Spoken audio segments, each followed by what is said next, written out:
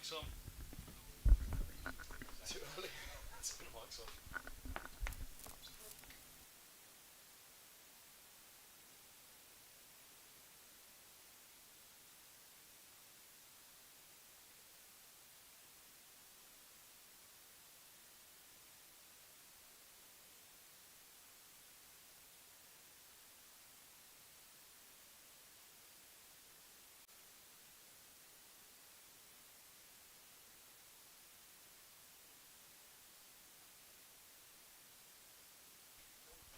It's 10. It's going slow. Eight, several. It's 6, 4, 2, 1. On. Well, a very good afternoon, everybody, and welcome to Northwood. Merchant Taylor's School here for this one, the live enhanced stream from Middlesex in association with Daffodil. I'm Kevin Hand, alongside me, Don Ford, for this one, and we are about to get underway. It's been a frustrating morning. It's only really been a mizzle, a light rain all morning, so no worries about the outfields out in the middle, but unfortunately the overheads, it was pretty persistent from just after the toss probably until about 12:30 when that early lunch was taken. So a 1:25 start for this one. News of the toss. Middlesex have won it and they've elected to bowl. No surprise there because of the overheads basically, Dom. It's still a cloudy one, but a frustrating morning overall. Yeah, good morning everyone. I think, good toss to win for Middlesex. Like you say, cloudy overheads, an opportunity now for the bowlers to go out there, make some early impacts. It's a good line-up on both sides as well. Some big names in that Northamptonshire team. But Middlesex opportunity to get underway and get in the game. Yeah, and some big names, big runs as well at the top of the order for Northamptonshire. So Middlesex are desperately keen on those early wickets when they do get out there. They'll light them at 11 o'clock. But 1:25 it is the start time for this one. We'll take you through the teams and everything else when we come back in a few moments. But first, ahead of the match, we've been catching up with the bowling coach, Tim Murtagh. Tim Murtagh, thanks for joining us. We're here at training today at Merchant Taylor's, a couple of days out from our return to 4-day action. A few of the lads coming back in from the 100. What shape of the squad in? Yeah, good to see those boys come back. Esky, Max, Dupper and Helmy. Always nice to kind of inject a bit of some fresh faces, some fresh enthusiasm back into a squad that's been playing 50 over cricket. So they've had, a great time away with the 100. Some of them have played, some of them haven't played as much. So some of them are hopefully, fresh and ready to get going for this last block of games for us. Obviously one that isn't fresh is Ryan Higgins. Will be announcing obviously in the squad that Higgo misses out on this one. I think he's got a slight bit of damage to his kneecap, which will see him certainly miss out of this one. He's under the medical care. Big loss again. He is. I mean, the way he's performed all year has been outstanding. Ever since he's come back to us, really, he's been, the linchpin of our side. Being an all-rounder is hard work, and the number of runs that he's scored this year and the wickets that he's taken he's fairly irreplaceable in terms of that kind of mode of cricketer. So we're going to have to find slightly different ways to get the result that we want this week without him. We've still got a very strong squad, and whoever comes in, in his place will be ready and good to go. So yeah, it is a big loss for us, and as I say, the way he's performed, especially with the bat this year, has been phenomenal. Touching on the 100 just before we move on, how tough is it as a coach when you see your players go off to their 100 franchises and not get any action? It must be hard enough, I guess, to transition out of white ball cricket back into 4-day cricket, and especially more so if certainly the bowlers haven't had any overs in the legs. Yeah, it is difficult. I mean, as a player, you want to be as ambitious as you can, and to play in that competition is, probably the pinnacle of white ball cricket in this country. Or I know that might be slightly controversial to some members and some people, but that's kind of the way it is. And we're in regular contact, the coaches, the S&C department, the physios. So we're sort of monitoring how these guys are going in and around training if they're not playing. And just sort of the feedback's been that the schedule's actually been tougher this year than it has been in other years in the 100, and there's been a lot more training, there's been a lot more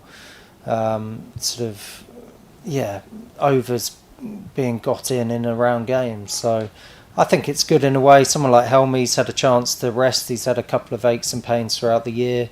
Hopefully that's given him a bit of time to get those right. And as I said, come back with a bit of a fresh mindset and be ready to go for us in this last month or so. 4 days coming up at Merchant Taylors with the Duke's ball. I think I'm right in saying this is the last round of the Dukes before we go back into another 2-week trial with the Kookaburra, which could obviously provide slightly different results, hopefully, than we saw earlier this year. You probably can't take a huge amount of learnings from our first game against Northampton, because it was with that Kookaburra ball and it was an absolute run fest. Yeah, it was. It was, almost two very different games. We know the conditions here well. We've played here the last few years and had some success here. Ran very close last year against, this week's opponents. So they've had some experience of playing here as well. So, yeah, coming back to a Duke ball, it's a good opportunity for us at a ground, as I said, that we've played well at in the past, to put in a performance that hopefully gets us the result come Sunday evening that we all want and desire. So, yeah, the boys have had a good couple of days of training. A lot of facilities here at Merchant Taylors. We've had 3 or 4 different wickets based around the grounds here that guys have been able to practice on and get some really good kind of red ball volume into them over the last 2 days. So, yeah, we feel we're ready to go and I'm really looking forward to Thursday. Good to hear. You mentioned Helms come back fresh. Obviously, no Higgins in the seam attack this week. Someone that you'll obviously work with in your capacity as bowling coach is Henry Brooks. Probably fair to say Henry struggled early part. I know there were a few things he was working on with Jono and yourself on his game, but he really seems to have hit his straps recently and seems to be coming into his own.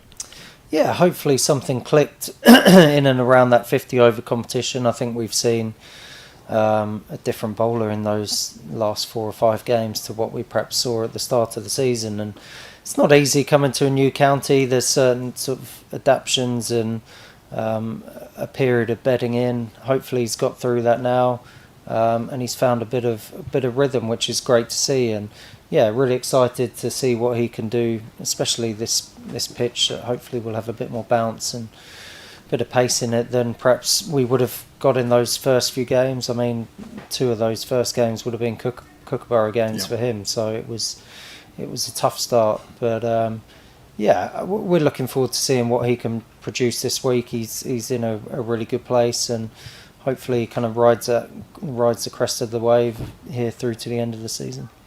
Going to try and ask you a question on the psychology of players whilst keeping a straight face. Right. How tough is it to keep the boys motivated and focused when they come off the back of a tough white ball competition in the Blast, and then obviously go into the 50 over competition where we competed more, to be fair, but again disappointing not to make the knockouts? How damaging is that to the squad, and what role do you as a coaching group play in keeping the boys motivated? Yeah, I don't think it sort of has too much bearing. I think throughout the last, thinking back to when I used to play as well, there were times where we had really tough T20 campaigns and then seemed to sort of hit the ground running again when it came to the 4-day cricket. So I don't think there's any reason why we can't be like that again. I think it's more of a mentality thing. I think just getting back to our sort of basics of what served us well, and not forgetting that we've lost 1 game in 4-day cricket this year, which was a tough result up at Leicester, but the rest of the games we played some really good cricket. And the exciting part is we sat and had a team meeting. I don't think we've hit our straps as a bowling unit yet. No. Fully. We've had patches where we've been very good, and maybe spells and performances, individual performances that have been good, but I don't think we've strung it together as a bowling unit yet. So I've kind of challenged them to do that this week, and I want to see us, thinking back to the Yorkshire game, was probably the best all-round game we've had as a bowling unit. Challenge them to produce something similar this week, and all 4 or 5 man attack, really kind of working together in unison and as we say, causing massive problems for Northants. Just 5 games left to finish off the season, 5 big games. 2 of them against the sides right around us, Sussex at the top, Yorkshire just a few points behind us. Obviously the other 3 games are against the 3 sides that are sitting bottom of the table. Do you change your focus on those games and look at those as games that are must-wins, or is it just a case of sticking to the disciplines in each and every game and going through your motions? No, I think that's a dangerous position to get into. You kind of think of yourself as football fans, and you go into a game against the team that you think you should beat, and sometimes like Brighton do many a time. and you come up unstuck, and then perhaps you overperform in games where you think it's going to be tougher. So, no, every game's an individual kind of event, and we've got to treat that like it is this week. I think the fact that we've had experience,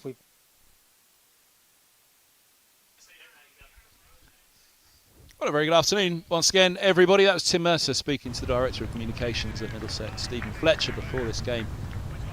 And a game that clearly everybody was desperate to get back to. A bit of first-class cricket again, Division 2 of the County Championship. We had quite the thriller here between Middlesex and Northamptonshire, which went right to the wire last year. A winning draw for Middlesex as it was in that game. They will be hoping for a win in this one, get back to winning ways after the defeat at Grace Road, which frustrated that man greatly. Toby Rowland-Jones and co, they were pretty beaten up by the game at Grace Road. And they'll be looking to put that right in this one. They've won the toss crucially this morning, as it was, at 10:30 before the rain set in, and elected to bowl first, which I'm sure Northamptonshire would have liked to do the same for this one. So Shaw and Gay are out to open for Northants.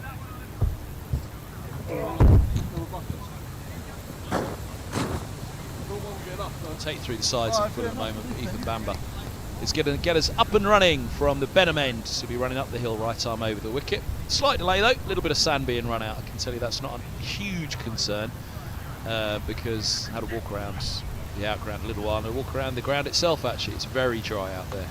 The forecast is there is another shower potentially going to come in later today, whether that's the hours of play or this evening. Tomorrow should be fine, but Saturday could be a problem. Sunday's fine again, so we shall have to wait and see. First things first though, Middlesex have the ball in hand. It is a Dukes ball. There was a thought that this was going to be a Kookaburra round at one stage, but it's the Dukes. Middlesex will be pleased to have the Dukes in hand, although it means the Kookaburra will be the trip to Headingley and then the match at Lords to follow against Gloucestershire. But here's Bamber though. It's Shaw on strike. He's got 3 slips in place and a gully. Point as well, then a mid-off, mid-on and a mid-wicket. And he's on the spot straight away, but that's nicely done by Shaw over the top of it. Runs it away. And a boundary off the first ball of the match. It's T20 season still. So yes, a couple of wins this season for Northamptonshire. Middlesex sitting second in the table, looking on at the game at home as well between Sussex and Yorkshire sides. Teams either side of them in Division 2.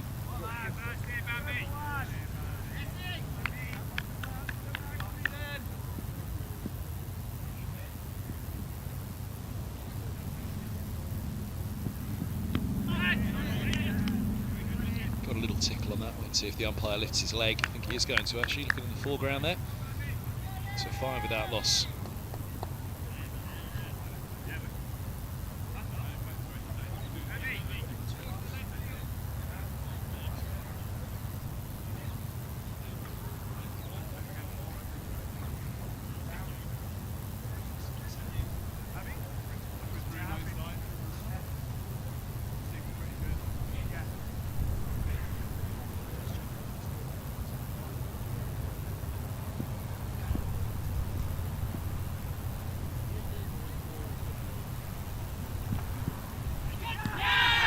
Tickle down the leg side is the appeal.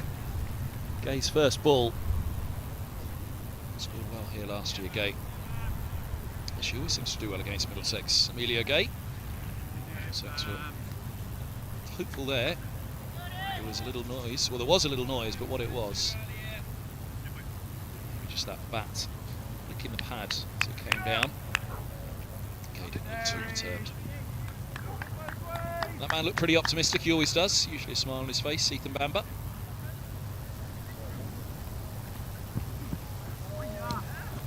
Died up the slope, running up the hill from the lake end. The trajectory usually will pick up an extra bit of bounce, so it's the gloves of the keeper, but on occasion through to Davies, no bounce at all.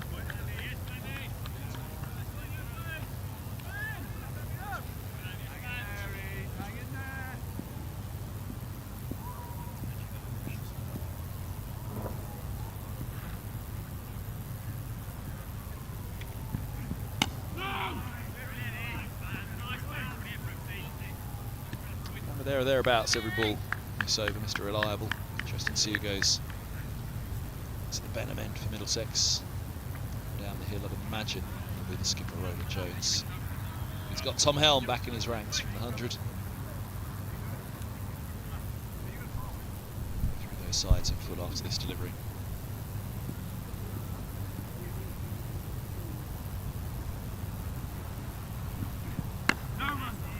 She's right on the spot again from Bamba into the opening over. It's 5 without loss. Middlesex winning the toss here, and play getting underway after a delayed day so far, losing the morning session. Still 76 over 75 to go now. The live enhanced stream here from Daffabet. I'm Kevin Hand. Don Ford is alongside me on the mic.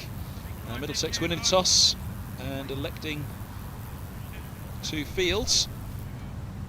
This is the team that they've selected for the game. Sam Robson, Mark Stoneman, Max Holden, Lewis Deploy, Stephen Eskenazi, Nathan Fernandez, Jack Davies, Toby Roland Jones, Tom Helm, Henry Brooks and Ethan Bamba. So a 4-seam attack. Fernandez with the spin option. And as for the visitors, Gay, Shaw, Vasconcelos, Proctor, Bartlett, a very familiar ring. And then Keogh as well, Manus the keeper.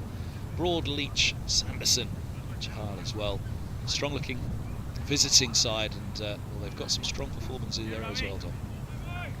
They do indeed, and these two opening the batting are two of those top performers. Pretty sure we all know the talent that this guy holds, striking at over 100 in the county champ this year, and Emilio Gay at the other end.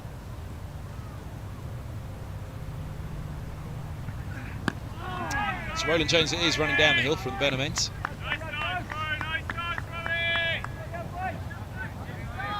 You've seen the likes of Roland Jones and Finn charging down the slope.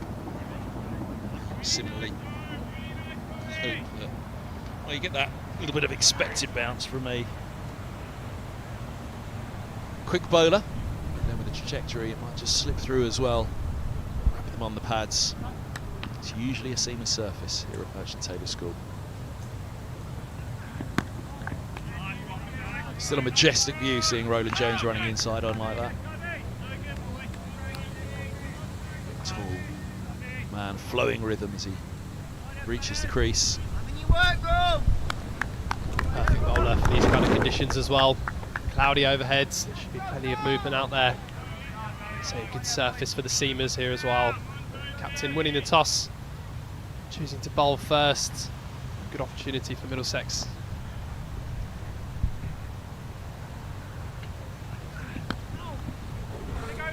It's a little too straight on that one. Shaw's tucked it away nicely. That's beautifully timed. Second boundary for Shaw.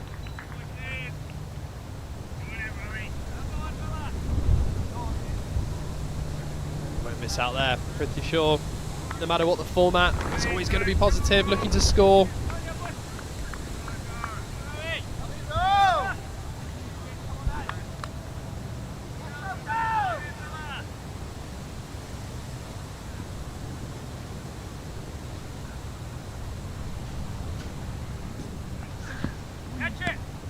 Just slides out a little for Roland Jones. Going back into the side for the last couple of one-day cup games. Middlesex club captain. To bowl himself back into a bit of rhythm, back into a bit of form. One of those games was here.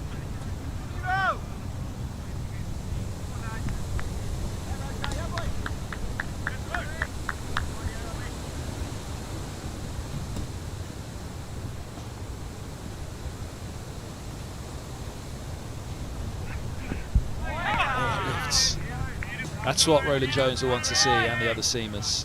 It's that little bit of bounce that you get here at Merchant Sailors, even when you're running down the hill. If you think of Hove, if you're on the county HQ to compare it to, it's like running down the hill from the Cromwell Road end.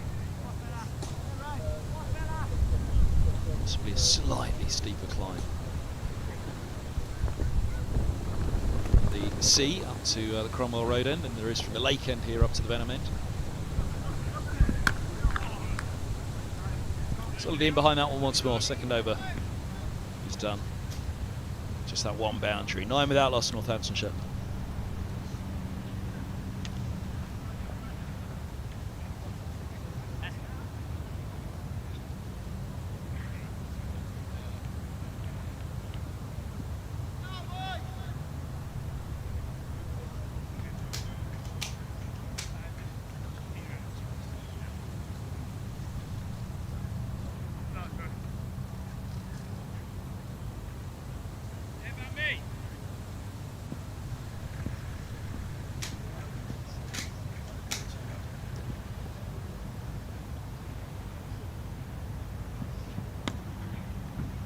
Leg side again.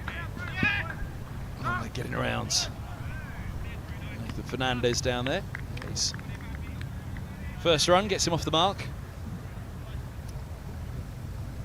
Bamber will be leaving Middlesex at the end of the season for Warwickshire, but wholehearted cricketer who'll be desperate to go out with a bang. County that he's dearly loved playing for, but feels like a new challenge, a new break.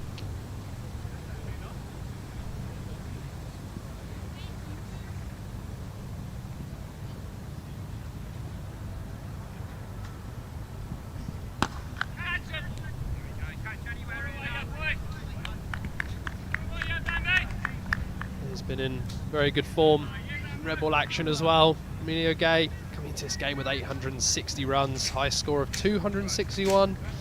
Scored against Middlesex back in April. Will be a big loss for Northamptonshire at the top of the order when he does make the switch at the end of the season.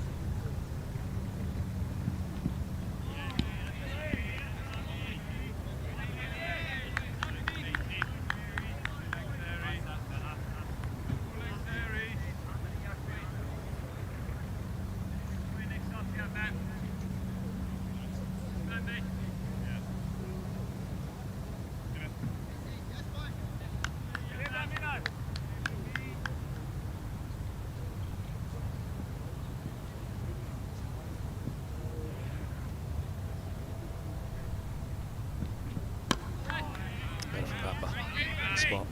Will Middlesex be joining Gay in Division 1 next year? Northamptonshire's second bottom at the moment. It would take an awful lot. But then saying that, a win here. They start around 30 points behind Middlesex. So a win in this one would tighten them up to Middlesex. But top 3 at the moment, it's going to take some. And even top 4 with Leicestershire on 115. Northamptonshire's second bottom. It's a lot of teams to climb above. You're asking for a lot of teams to drop points at the moment. Sussex, Middlesex and Yorkshire the favourites to go up. Now inside part of the bat, down the ground it goes there, goodness me, and down the hill it races away. Third boundary for sure, he's into double figures. I don't want to step on your covers there. No, you don't want to do that. Thanks, mate. He's pushed hard at that one, pretty sure. He will go hard at the ball if it's in his arc. Driving down the ground. Bamber threw his arm out there, but no chance for the bowler. Middlesex won't mind seeing that. Pretty sure pushing hard.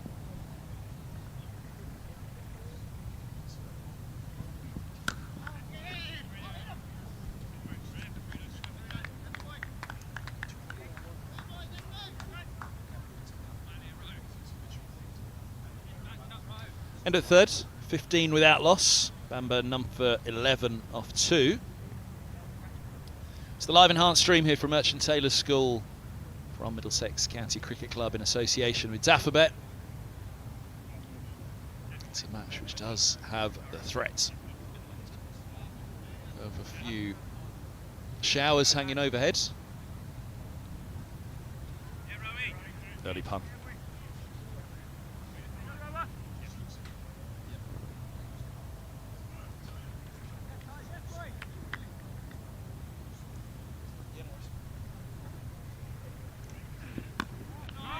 There's the spot. If they can just leave it there, Middlesex, I'll be happy. Fancy Roland Jones will find some extra bounce off that spot. Sure will be aware of that.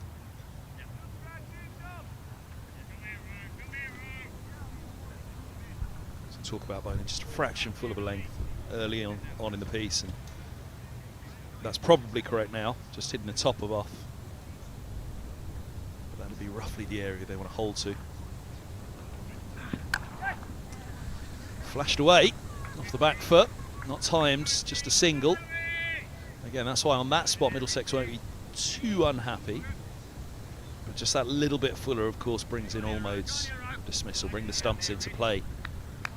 So went a little bit too straight in his first over and was clipped for 4 by Shaw.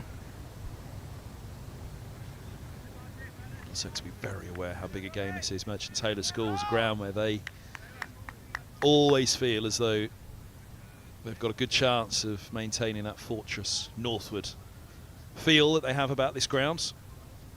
I was pretty confident here, the way the game The way the track plays, it suits generally a Middlesex bowling attack, tall and fast.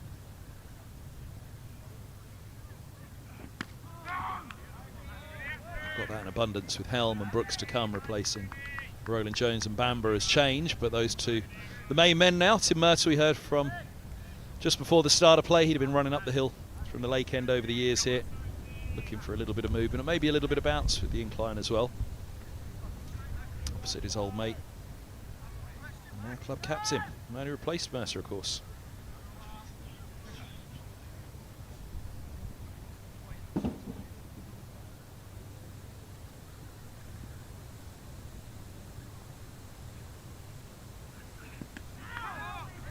Side again. Left-handed Gade coming on to strike. This is a problem for any bowler at any time, but of course when you haven't quite been in the rhythm of bowling with a red ball in your hands, first class cricket for a while, it's just taken a little bit of getting used to, getting back into it all. For some of the batters, of course, and some of the bowlers, including Helm, they've been away at the 100, so quite the change of tempo.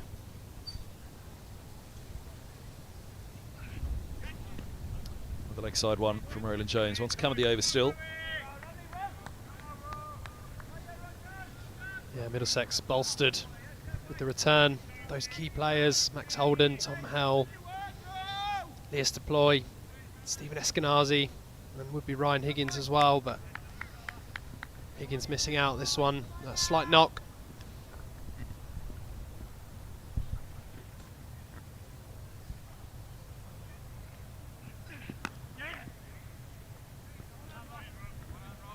End of the fourth, 16 bowls. 16 bowls?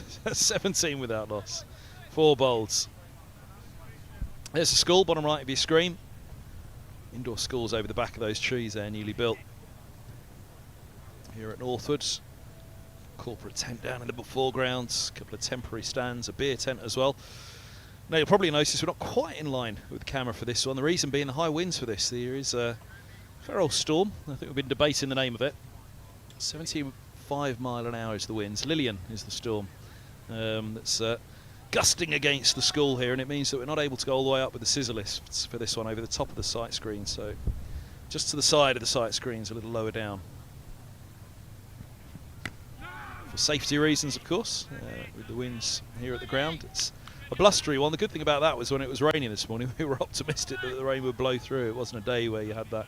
So when you've got a light rain like that, it can sit with you for the entire day over the ground, but the winds have blown it through, but it does mean we do have a slight angle. As long as the bowling's right arm over, Middlesex are a seam attack of right armers, so we're pretty much all right there. Left armour would be off kilter slightly.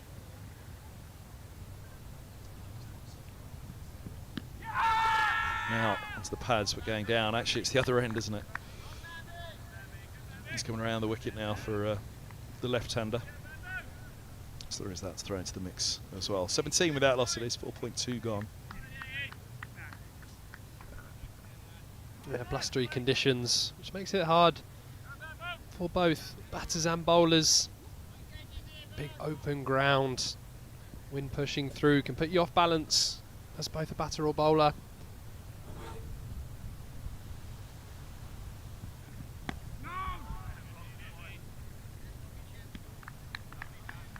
But with the heavy overheads, Bamber and Roland Jones want to hit their straps early. Find those areas. Cause this talented Northamptonshire top order a bit of trouble early on.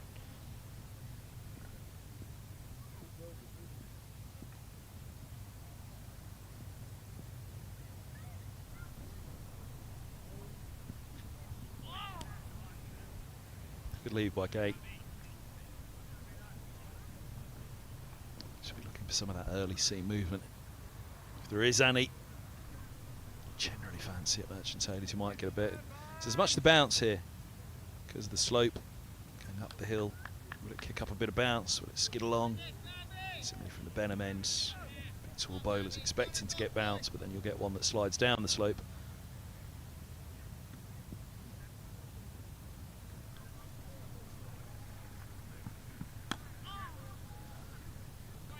Filling onto the pads, and Gay gives it the treatment.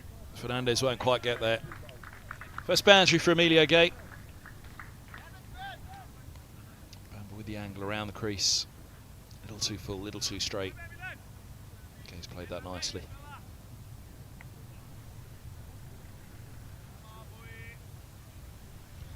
Yeah, even though a little bit of rain around this morning, the outfield will still be fairly quick, especially down the hill. It's not too wet out there.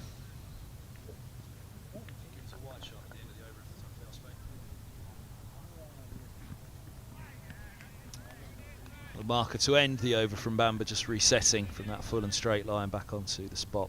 5 bowled, 21 without loss. Yeah, as you're saying, Dom, we can still see the cloud cover hanging over us here, and there will be that threat of rain later in the day, and indeed the threat of light with a cloud cover like this. Quite sure if you can pick it up on the camera. I don't think you can there. There's a crane above the tent, whether you can just see the red light on it. We can certainly see it glinting to the naked eye here in the distance. But yeah, the school over to the right.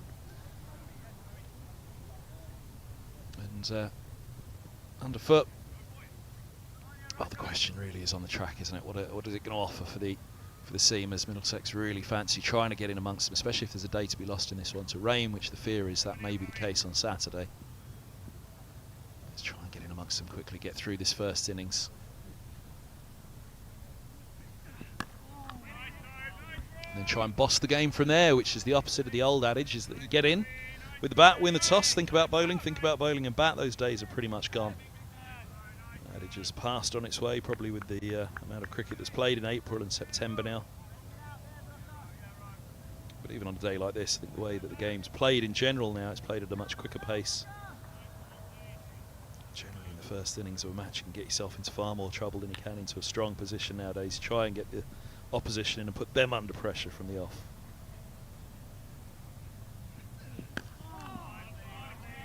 Doesn't always work that way. Middlesex bitten by a few tosses last year.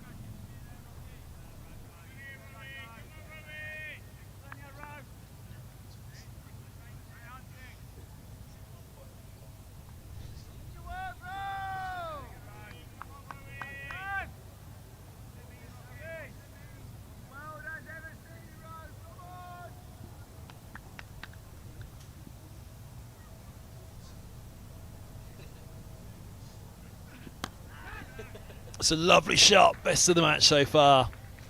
Shaw just leans into it, puts it away through the covers. And the chairman going to get it. The president, sorry, Mark Ramprakash, it was indeed. Just can't stay away from the game. Ken Ramps. Beautiful shot from Titty Shaw. Pitched up from Roland Jones, just where he'll want to be. Encourage Shaw to get driving. It slips in place, waiting for any edge. That one was executed well from the Indian batter.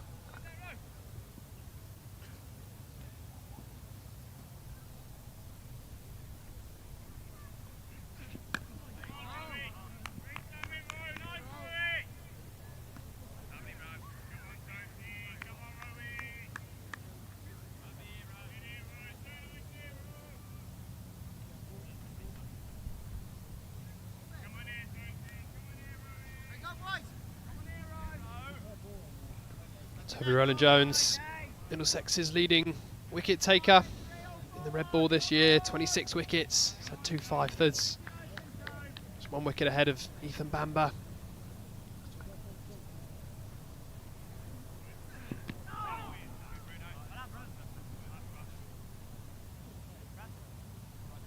Sounds like a couple of noises on that, the umpire. Yeah, he's going to leave his leg down, so it was a run, a little inside tickle.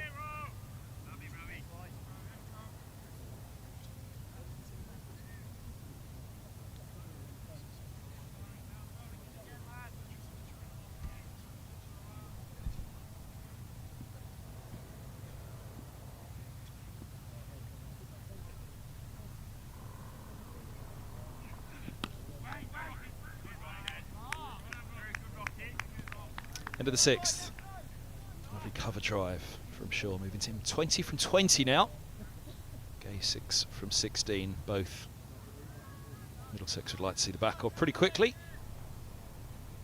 Certainly don't want to see 3 figures next to that man's name at the end of this innings. 26 without loss.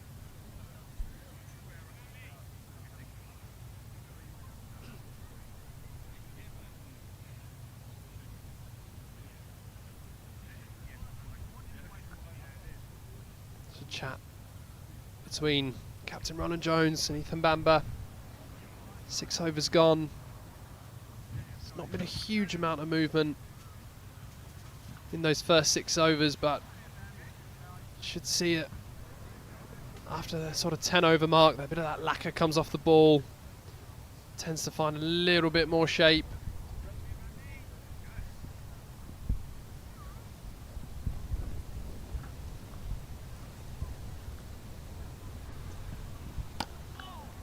Well, if anybody needs an introduction into Shaw and his game and his quality and his class, then bag this one up and have a look at it. Full face, down the ground, down the slope as well, so no chance for mid-off or mid-on to catch that one. Another boundary for the Northamptonshire opener. That's a lovely shot, lovely angle of it again there. Just see the wind on our cameras there, actually. You can see it on the trees as well. That's again is why they're slightly at an angle for this one, not quite at the elevation they would usually be over the sight screens.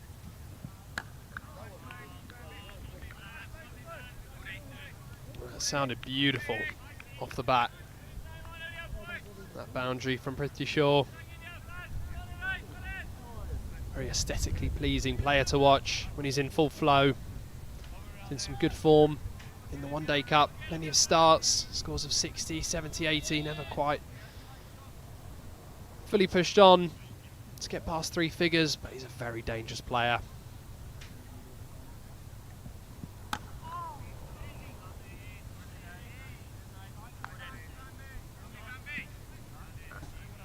Stay has the feel of it, of one of those that if a few wickets fall, it can come tumbling. The game will move forward pretty quickly, especially with someone like Shaw at the crease. Runs will flow. I really feel this is a day for the bowlers.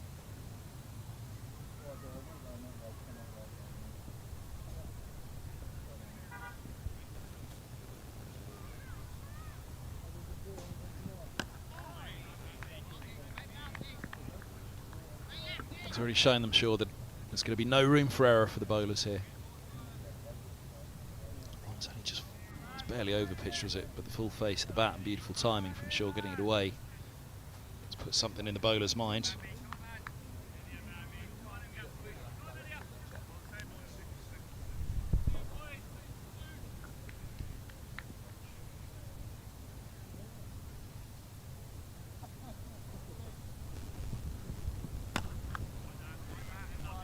Inside part of the bat. It's coming down at an angle there. He's more looking towards the offside as that trickles away.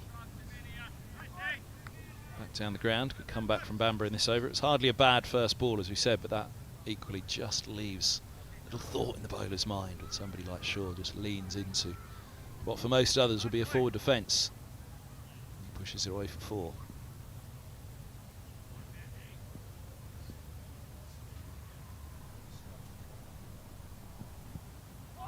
Now, that's something that the bowler can put in the batter's minds.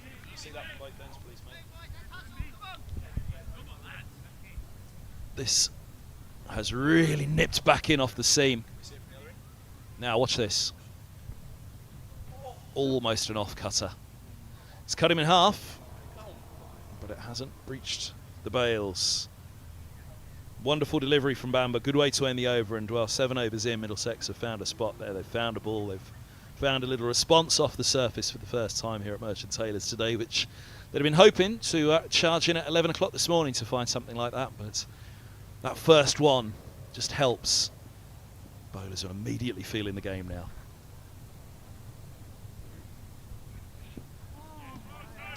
One just go off the surface slightly. He was following it outside the off stump. Look at it from behind Gay.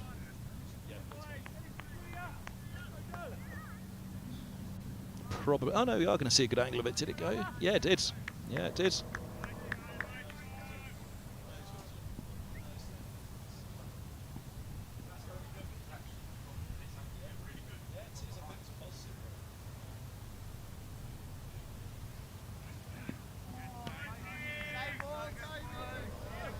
There we go. That last delivery from Bamber. The first from Roland Jones. Movement. Already now coming out of this surface. 7 overs in. Feel that Bamber and Roland Jones are the two perfect bowlers to exploit good line and length. On or around off stump, let the ball and the surface do the talking.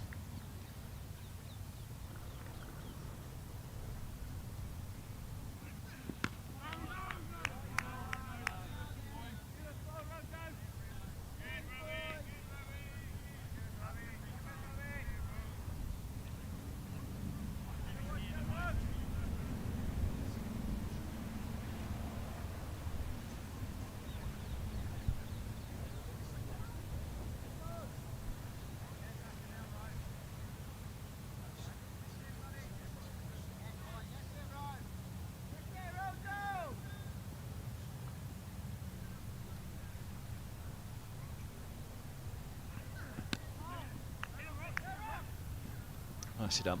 Just steering between mid-wicket and mid-on. Single taken.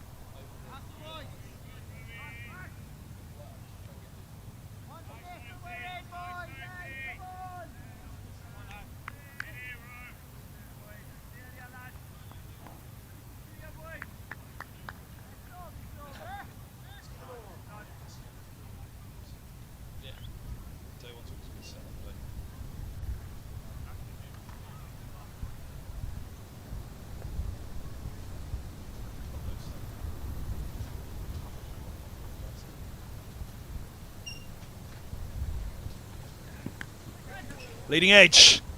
And taken. Eskenazi with the catch at points. They've got Shaw. There's that little bit of bounce coming down the hill from the Benham ends. How many times have we seen it over the years, and in particular from that man, Roland Jones. Shaw, not the tallest of batters, wasn't up and over the top of it. He's just looking for a little steer into the onside. He wasn't up on his toes. Little flat-footed and that little bit of extra bounce. Finds the leading edge, and it finds Eskenazi. Middlesex have a massive breakthrough, picking up Shaw. He's gone for 24. First wicket falls with one to come of the 8th, and Northamptonshire 31 for 1. Yeah, that's a huge wicket. Prithvi Shaw just looked like he trying to turn that one into the leg side. Got through it a bit quick, leading edge. It's a good start for Northants, getting to 30, but that's a big wicket for Middlesex. Roland Jones, as always, Mr. Reliable.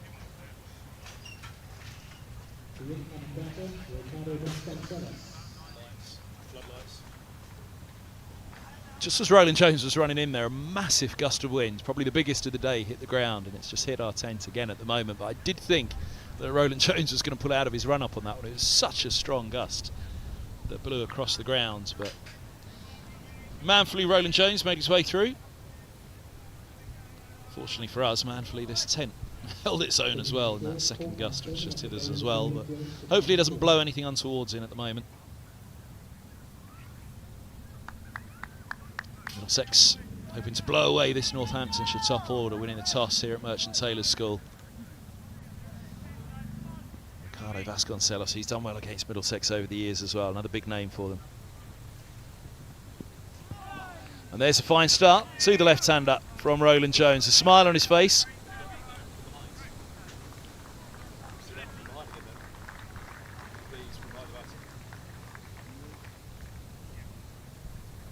Have a look at this one again from behind to see if it goes off the surface. We've got a good angle of this. Yep. Done too much.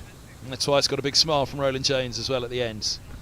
Job to do for Vasconcelos. Gay 7 from 20. We're just feeling like he's starting to get in, which will frustrate Shaw as well back in the pavilion. Again, he's coming down the hill, Roland Jones, but that is the danger. Looking at the incline, looking up the incline, thinking, well, the ball will skid on, it finds an extra bit of bounce and you're in real trouble.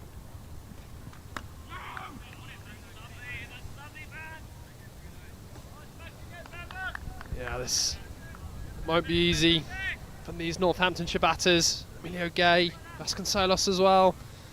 Difficult conditions, cloudy overheads, there's movement starting to happen.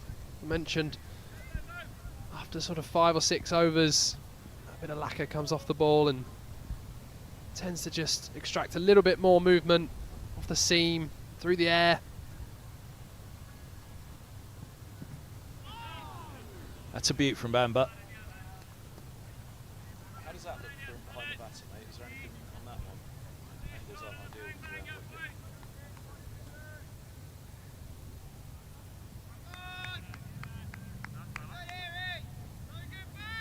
Perhaps a little bit of a naughty shot from Gay early on, but again, these are the areas that Bamburgh will want to stick to. Yeah,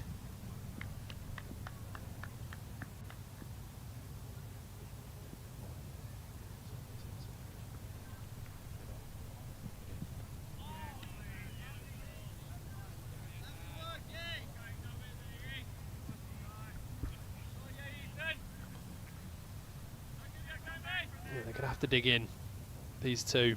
Accept that there's going to be good balls that go past the bat. Just hope they don't get an edge on it.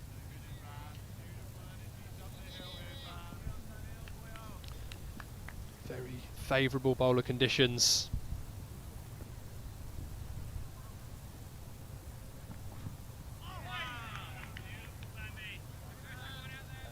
It's always a good test of the batter's technique, especially when you've got the quality of Ethan Bamburgh and experience and quality of Roland Jones. They'll really test the technique of these two batters.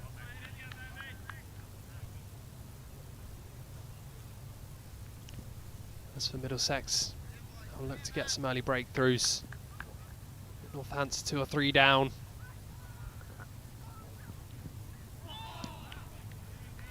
Like that. Just a cry from somebody in the slips, or maybe the keeper.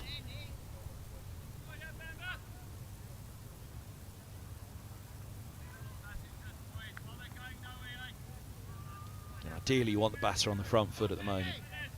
A little bit of doubt, not wanting to be back, pushing forward, searching for something.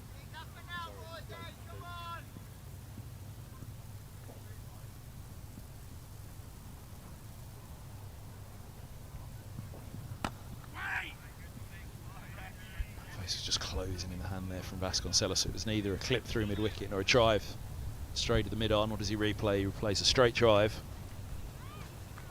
That face was just always closing on him as it came down. And rubbing on the ball, just disappearing out of shot there.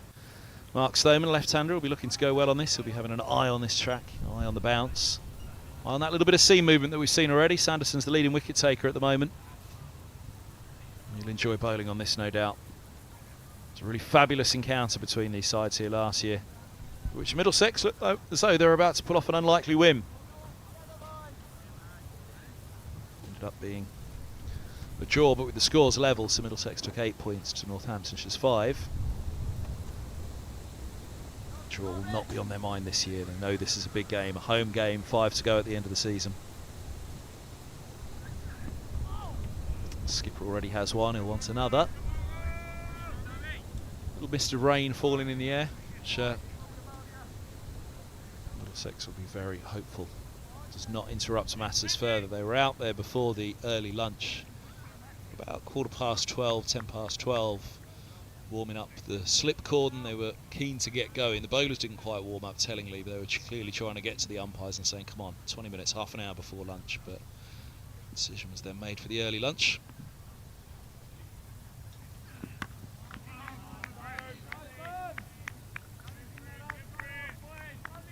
Committee tent in the background there. Entertaining those from Northamptonshire. I think we saw the back of the head of either the Northamptonshire chairman or the chief exec who'd been walking around the ground earlier.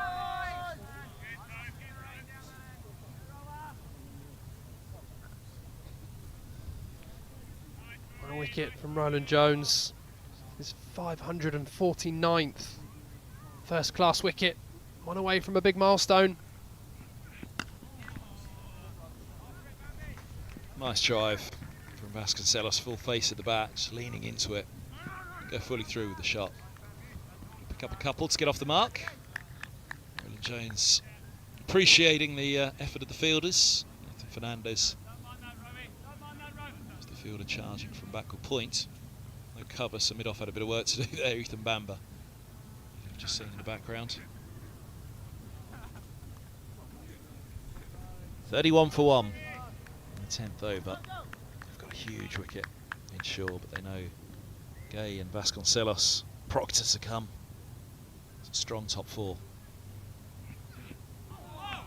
Now, there's another one. Saw one from Bamba up the hill. Look at this one down the hill. Pick up some bounce from Roland Jones. Whoa. That's a beaut. Vasconcelos, like Shaw, not the tallest, so a bit of bounce does come into play. Can really fly past the shoulder of the batter, let alone the bat itself. That will enthuse Middlesex and encourage them greatly.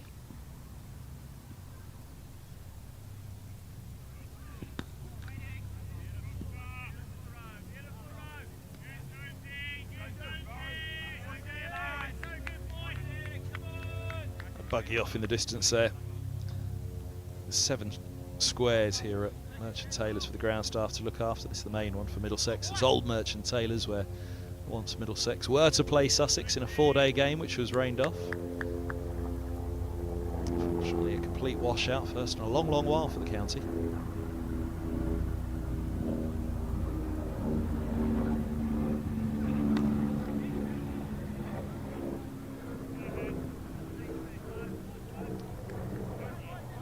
End of the 10th in this one here at Merchant Taylors School. 34 for 1 now. So Vasconcelos will keep the strike with a single. There's all the food outlets and coffee outlets in the background. I think that's a beer tent next to the coffee machine there. Only went to the coffee machine so fast, that's why I can't tell you the one on the left.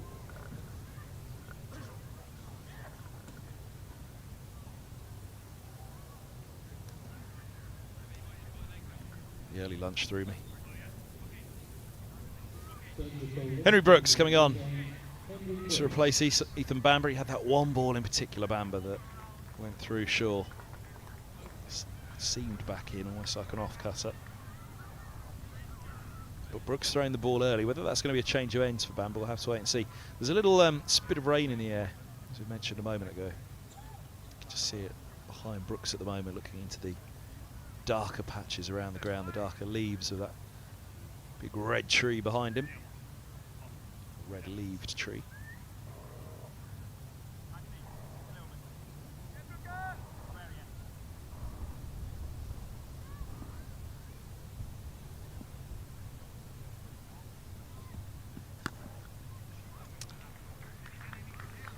Slipped out the first one from Brooks, and away it goes from Vasconcelos, leaning into that.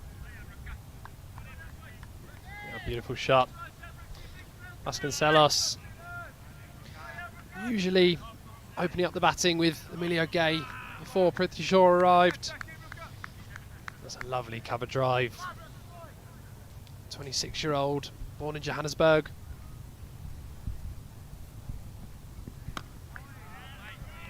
From Brooks.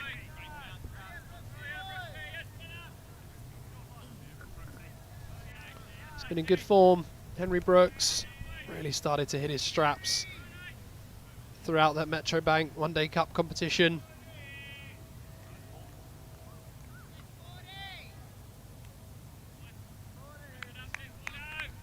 Ten wickets with the white ball.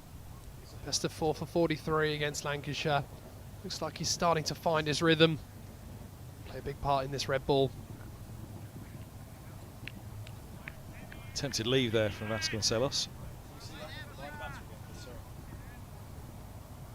Just trying to get the bat up and out of the way. And again, this is a real, of all the kind of surfaces and tracks you can think of, this is one where you're going to have to be much more, well actually, it seemed back in at him that, goodness me. That really did tuck him up. I was going to say that Vasconcelos needs to be more determined, or any batter on this surface, to get that bat up and out of the way, and well he did. But equally that seam movement back into him there was quite the surprise.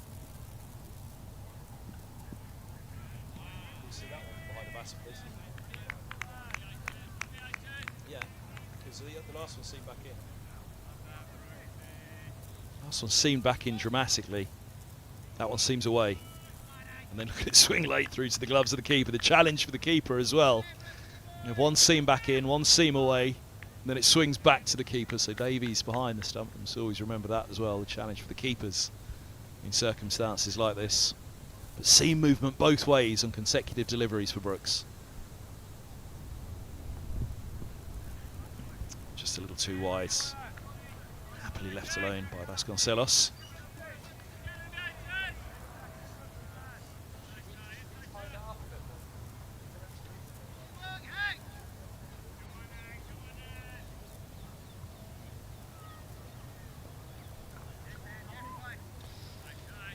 He's going to play a big part for Middlesex at the back end of this season, Henry Brooks. They'll need him at his best, especially looking ahead to next season. Once Ethan Bamber's left, he's going to be a key spearhead of this bowling attack, along with the likes of Roland Jones and Tom Helm. Yeah, they're the bowlers that have got the nod in this one. We saw Blake Cullen just out of the corner of our eye a moment ago, off shot, off screen, wandering around.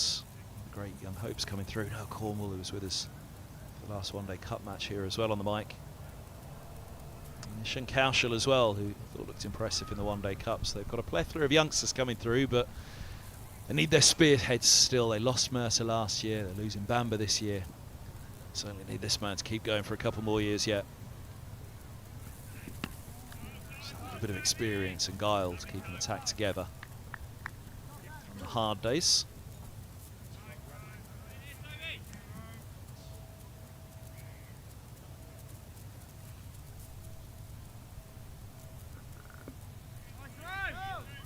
Yeah, absolutely. Roland Jones, long-time servant of the club, 36 years of age now, still bowling very well, still enjoying his cricket.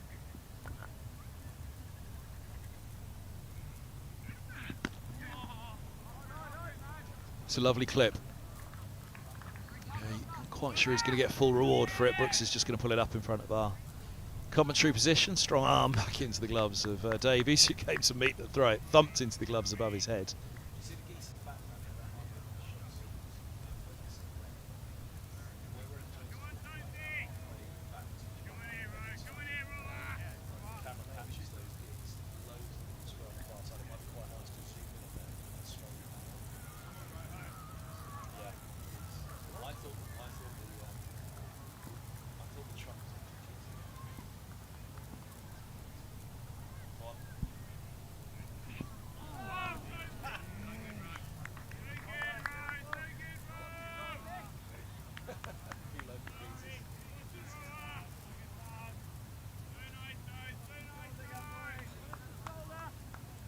So if you could grab that as the focus and then zoom out slowly back into the action. Maybe when he's walking back from or maybe into the over. Up to you.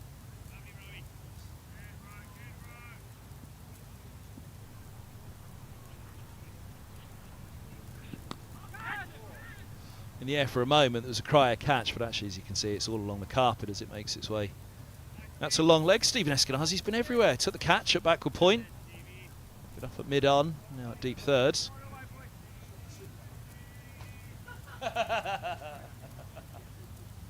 It's like the Olympics.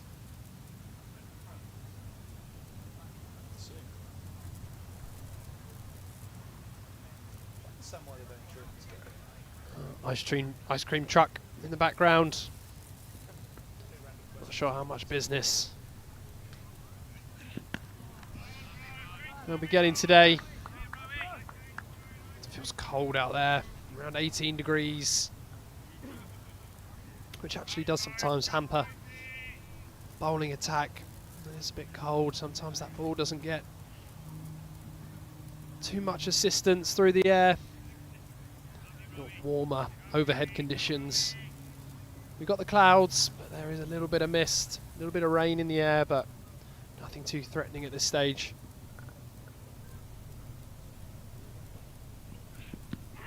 Now, this could be close. Right arm over the wicket to the left-hander. It was full. Relatively straight. We haven't got the perfect line to judge where it pitched. Let's have a look here. It's not going to tell us, but Vasconcelos, he's not the tallest. Pitches. It's above the knee roll. A couple of areas of doubt. That line, did it pitch in line? And again, that bounce that Roland Jones gets. Certainly hitting above the knee roll. How high above? Again, not the tallest, the South African-born Vasconcelos. End of the 12th. 43 for 1.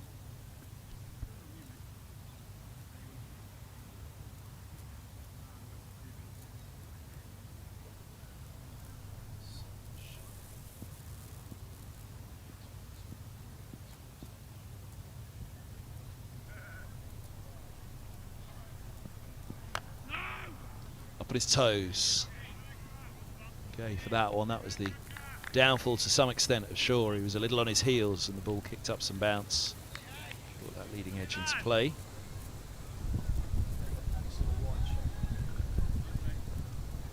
The wind absolutely buffeting those trees at the moment. It's hit our tent a few occasions. You can just see that big red leaf tree in the foreground there, wobbling away. It's interesting, it's hit that side of the ground at the moment, not our side of the wind. Oh, bounce again there for Brooks.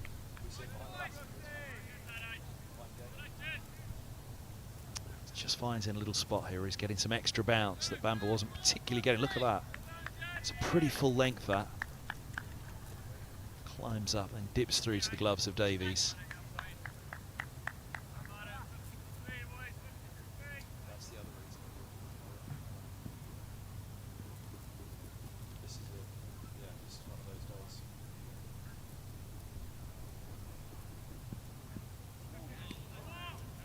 Now,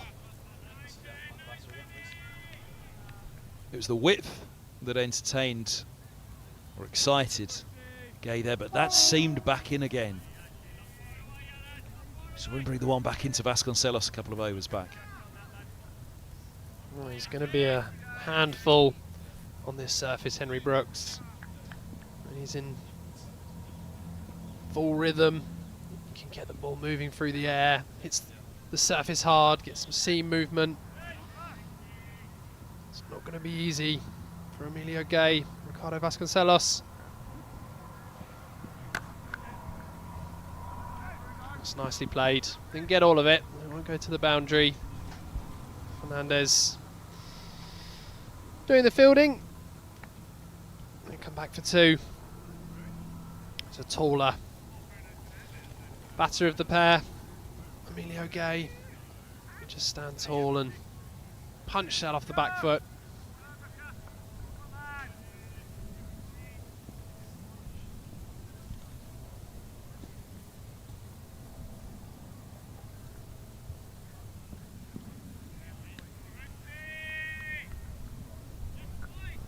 Interesting to see how the Northamptonshire opener gets on when he makes that switch into Division 1 with Durham next season.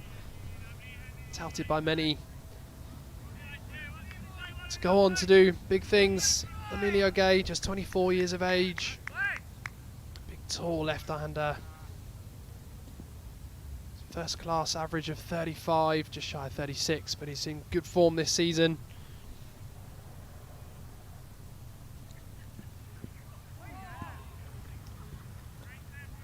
End of the 13th, 45 for one. Yeah, it's interesting. You look at the step up. I mean, Middlesex have faced some good attacks in Division 2 this year, and Vasconcelos and Gay now against Brooks, Roland Jones, Bamber, Helm to come. I mean, that's quite the quartet. If they're all on form, then really you'd actually look at it and say you'd be hard pushed to find a better quartet.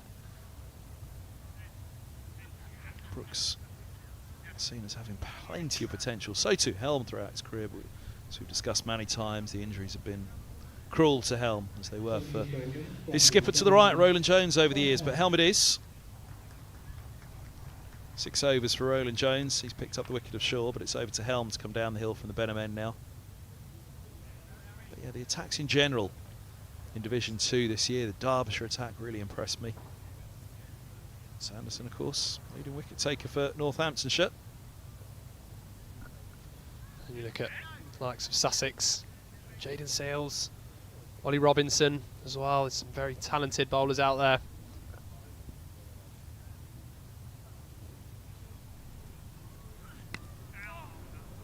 Straight onto the spot, Helm. Boundary for Vasconcelos, but that's where Helm wants to be. There's no deep third. Middlesex might revisit that because this wasn't a bad ball at all from Tom Helm. Over the top of it, Vasconcelos not overcommitting forward, just making sure he get across and in line, give himself every chance, angle the bat, soft hands, do all the right things. But that's there or thereabouts from Helm. And that's why you have a deep third, even though it can be seen as defensive. What you're actually defending is the good ball.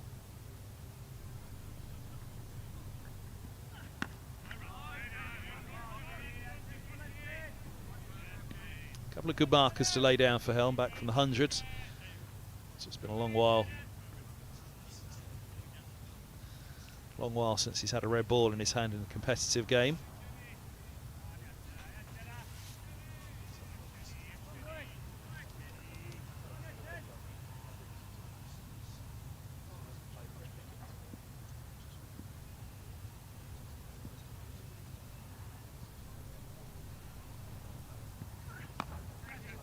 It's up in the air.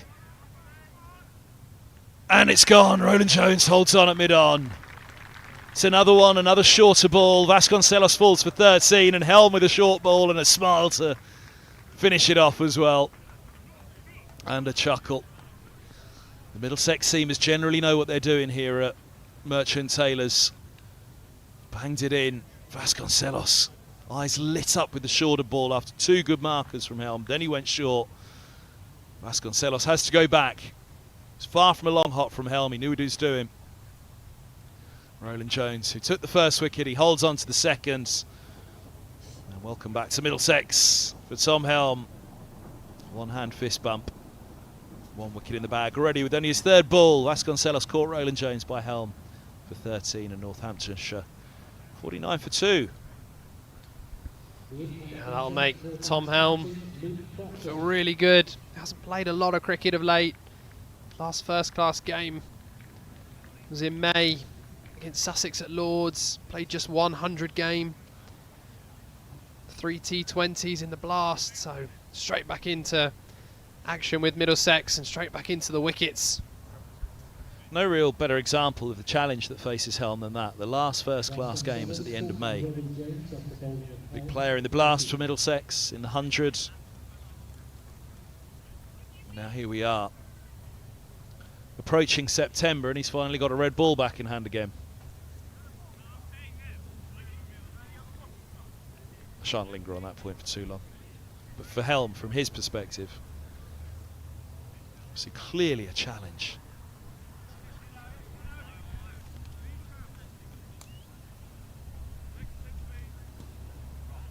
So Proctor, one of the big three in the run scoring charts this year for Northamptonshire, along with Gay. Already got short, but these two, if they can get one of them now, certainly both of them, Middlesex, be over the moon with their start here. But one of the big three run scorers, leading 20 in the country, is back in the hutch already. Can they put one more back there pretty quickly too?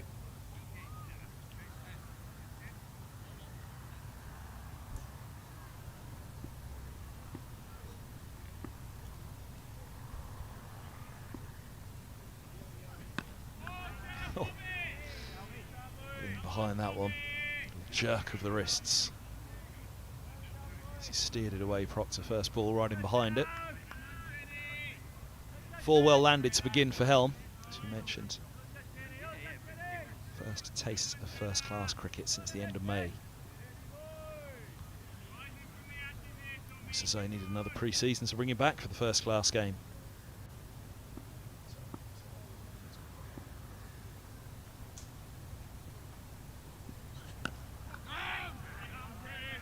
But he's putting the ball on the spot here, Helm.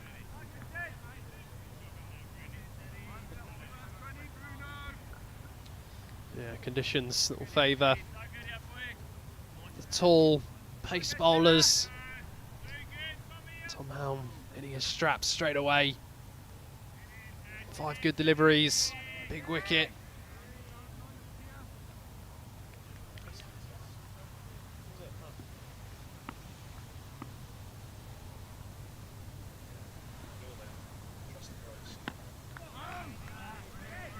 Really good finish as well from Tom Helm.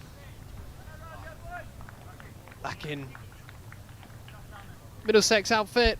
He's got that big wicket in his first over. Northants 49 for 2. Experience now at the crease. Luke Proctor, 36 years of age, formerly of Lancashire. 726 runs in Division 2 this season.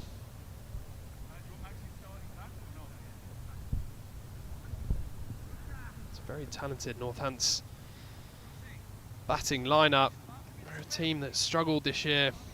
No victories. Lots of draws, 7 draws, 2 losses. They're sitting on 97 points.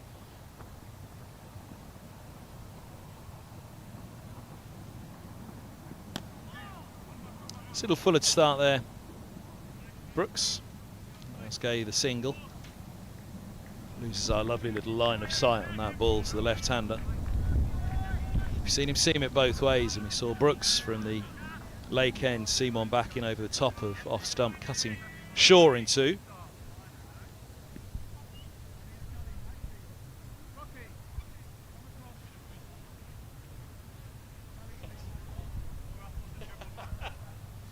That's flesh.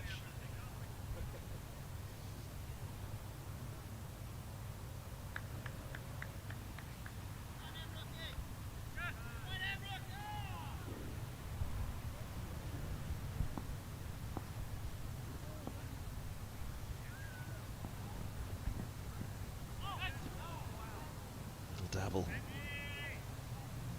from the left-handed Proctor again.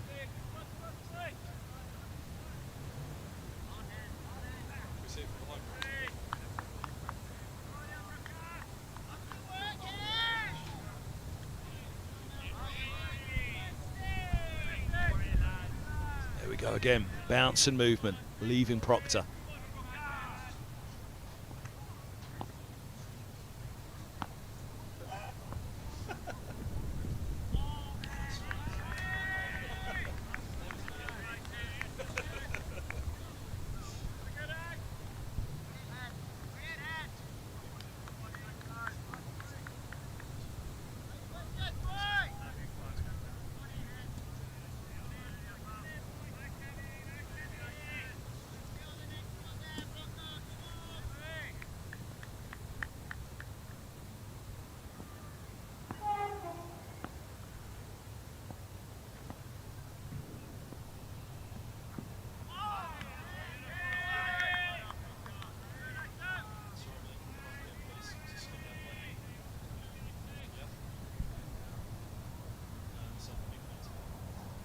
This one goes the other way. Look at that one. Seems back in. You can see the bounce on that one as well. Henry Brooks, tall bowler, extracts natural bounce as well. It's good pace, bounce, a bit of movement through the air. There you go, just going that little bit fuller. That's the challenge now, is to be that fraction fuller than the previous 2 balls. Bring the batter forward and bring that outside edge into play, but if you just go a little bit too full, then Proctor and Gale just get forward and smother it.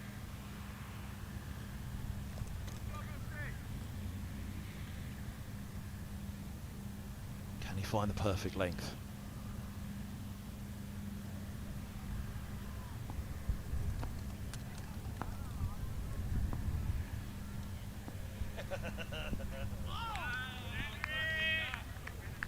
Comfortable leave to end the over. But there's enough in that over to enthuse Brooks for sure.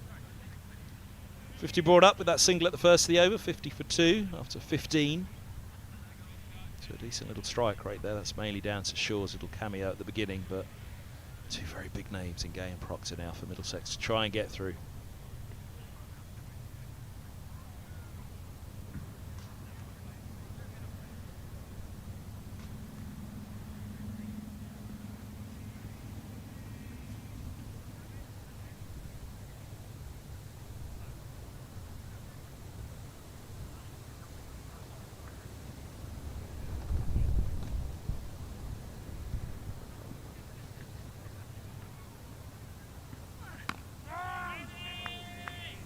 Nice start from Helm. Interestingly, it's just notably that fraction fuller than Brooks's, and sometimes over the years that perhaps it's been a little criticism of Helm that he hasn't been able to maintain on a fuller length. That's the top of the pavilion. The old pavilion it is here. Classic looking building away to our left. Gives you an idea of the wind fluttering away as well. Proudly blowing in the wind, the Northamptonshire flag, but it's well trouble, that big flag.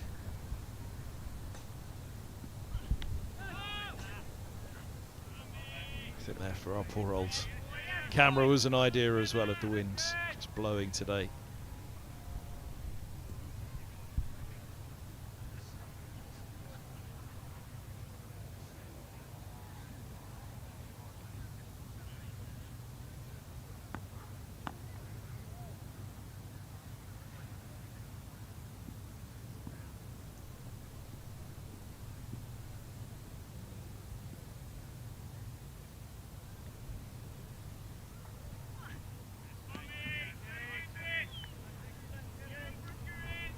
Ball of his second over, he struck with the third ball of his first.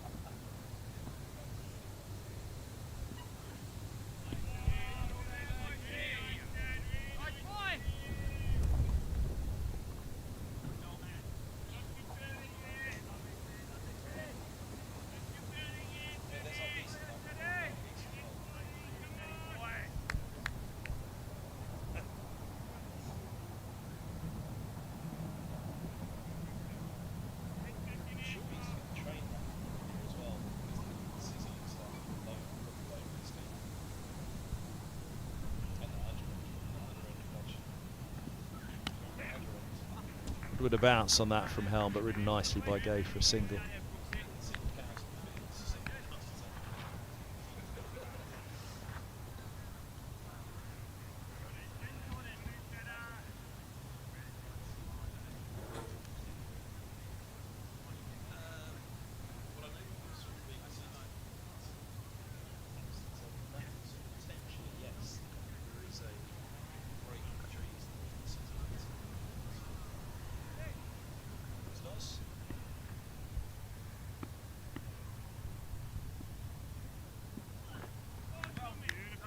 Again from Helm. Just exploring at the moment, Helm, finding that length. So he's been a little bit fuller than he's usually been. Just trying to find the spot. End of the 16th here, 51 for 2 is another big game in Division 2 in the Championship. It's at Hove, look at that, 53 for 2 after 24. What a scene that is. Sorry, my apologies, not at Hove. At Scarborough, of course, North Marine Road. Hughes and all sort together for the visitors. Huge game. Top of the table, Sussex. Packing them in at Scarborough as they always do. Scarbados. I was going to say, it looks quite sunny out there, doesn't it? Have you ticked that off your bucket list yet, Dom? I haven't, actually. It's next. Top of the bucket list, of course. Also, Middlesex pretty much set up their title charge in 2016, North Marine Road, with the final day heroics from Roland Jones and Murtagh with the bat. Finn, Roland Jones and Murtagh with the ball going through Yorkshire on a game that looked pretty dead going into the final day, and Middlesex inflicting the first innings defeat on Yorkshire in their 150-year history at Scarborough.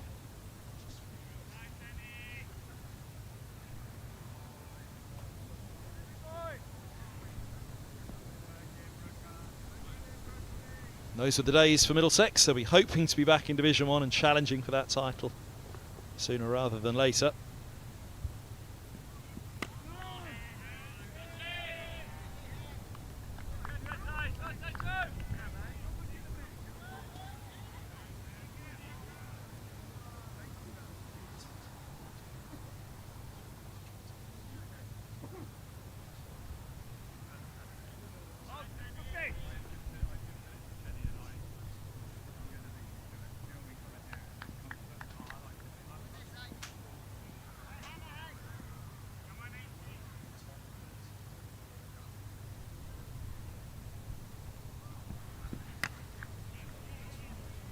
Punched away, wasn't quite timed it. You could hear the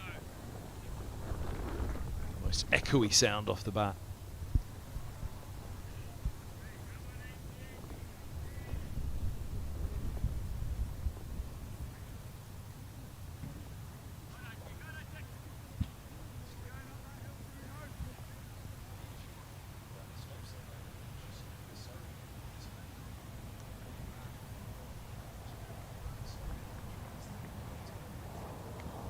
Well, I said there was an echoey sound off the toe end of that bat, and now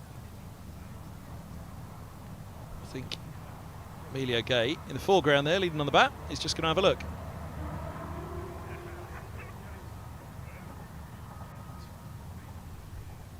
Something for those to think about, but he's got to think about a new bat.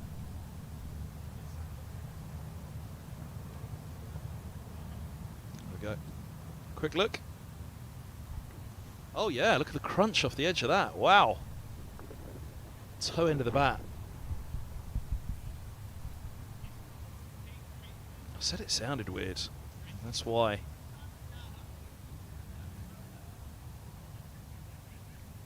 Not the crunch he wanted to hear out of the middle of the bat, it was the crunch off the toe end. And that's the end of that bit of wood.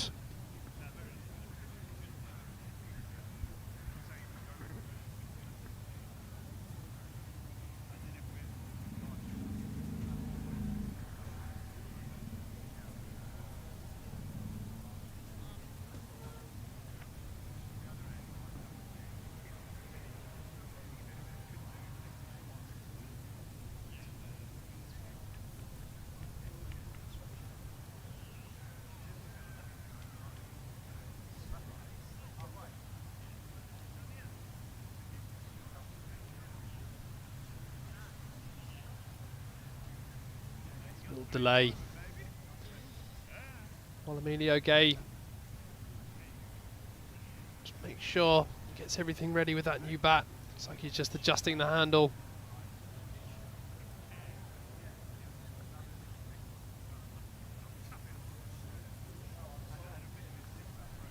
There we go. Good start from the Middlesex bowlers. There's 2 wickets inside the first hour or so's play. Bowler friendly conditions.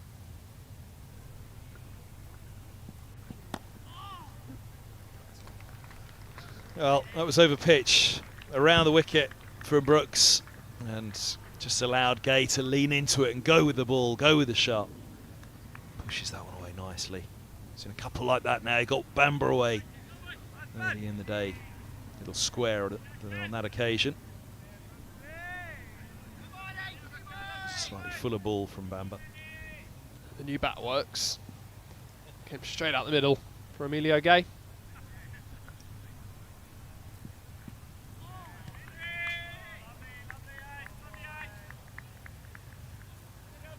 Strike rate just dips below 57 for the innings. Well, we had 16.4 balls the last one, so we know that's 100 deliveries.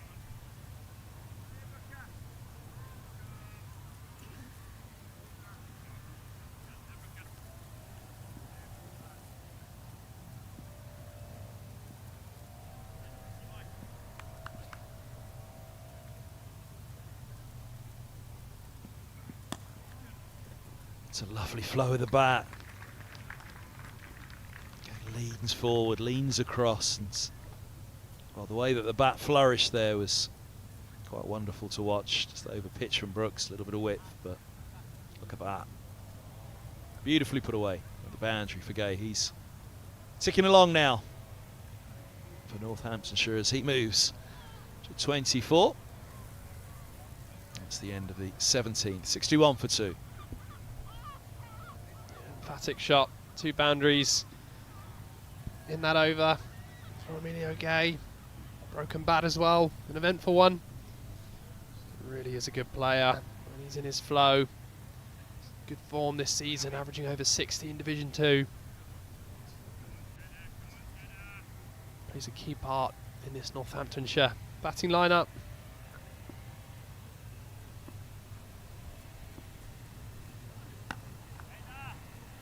Rides the bounce there nicely, Proctor. I thought he was going to get himself into trouble on that. Got up and over the top of it. Cut it down into the ground to point. His 10th delivery yet to get off the mark. That shouldn't perturb him too much, and I'm sure it won't. Equally, I'm sure Middlesex, Tom Helm will like to keep him on naught for as long as possible.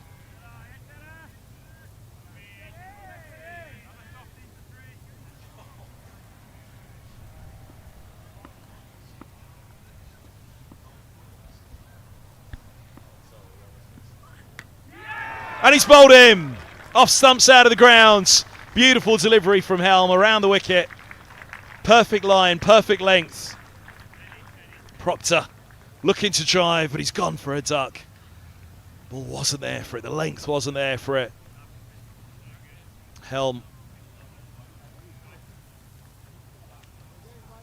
gets that one to go through. It hits the top of the off stump, so from a batter's perspective, you shouldn't really be driving at that length, that line. A little bit of movement for Helm, but left searching for the ball. It's that area of doubt for a batter. Is it full enough to drive? Is it there for the shot? The answer was no. But Helm strikes, an 11th ball duck for Proctor, and it's another one of the big three gone for Northamptonshire. They're 61 for 3. Beautifully bowled from Tom Helm. Picks up his second. Inside his third over. Started brilliantly here with the red ball. There's not many better sights for a fast bowler than this.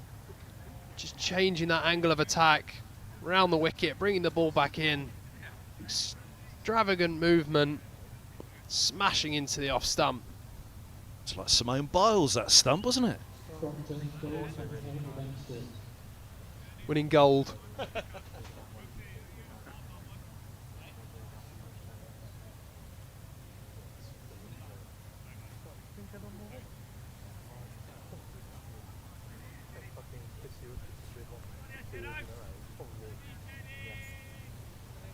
Can he get any more cartwheeling?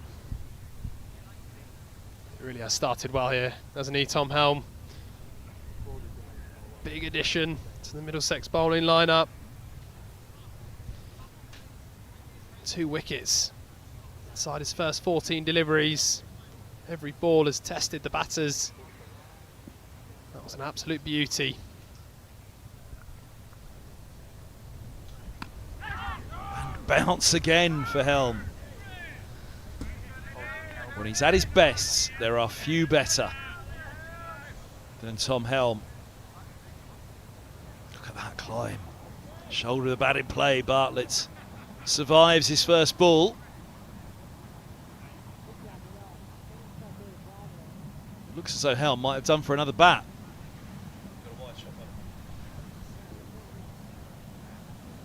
Bartlett's looking for a new bat already. Destroyer of bats, Tom Helm. Okay, he's had to get a replacement. Now Bartlett. Be these colder conditions. Those bats aren't fully warm. It just crashes into the toe.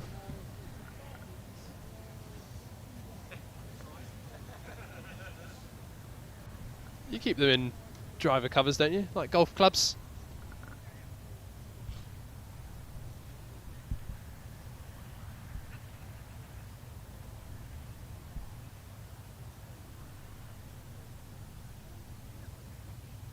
Two for 5 from his 2.3 for Helm. No wonder there's a very broad smile on his face. Give it a chatter between Bamber and Roland Jones, who opens the bowling. Roland Jones, who picked up the first wicket.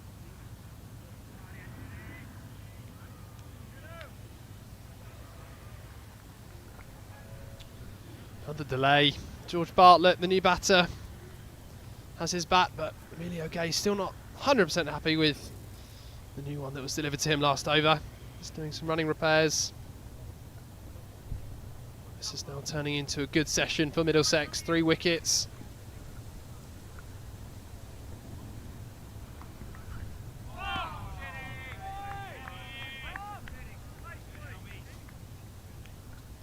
George Bartlett, the new man, mid-order batter, 26 years old.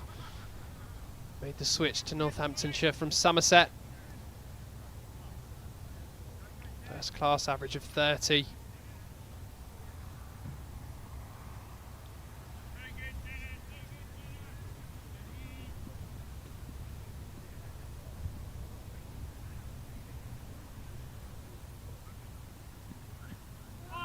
First right-hander for Helm to look at.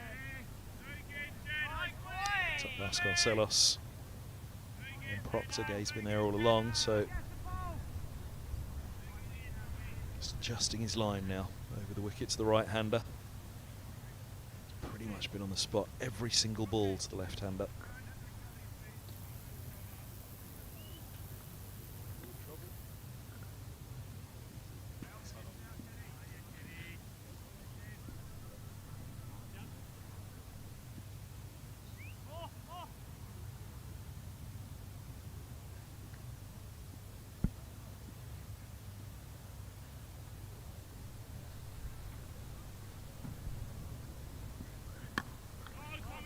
Straightens up for the last ball of the over. A wicket maiden for Helm, and some wicket it was as well, the off-stump cartwheeling. For Proctor, an 11th ball tuck for him. Bartlett with 4 to face at the end of the over. He's yet to get off the mark. Gay is holding it together at the moment with 24 of Northamptonshire's 61 for 3.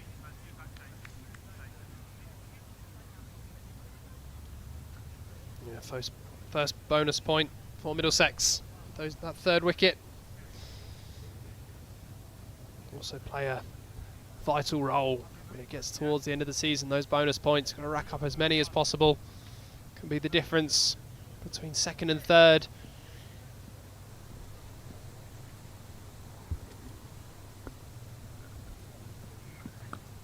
Oh, fizzed up around midget of Gay. Certainly Brooks has found bounce so far. We've seen the seam movement as well.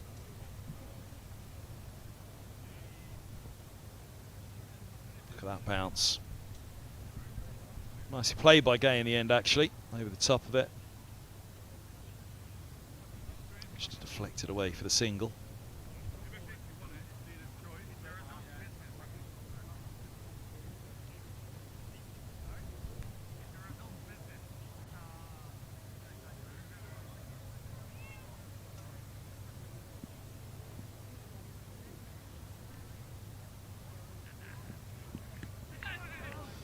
Bounce for Bartlett now as well to face.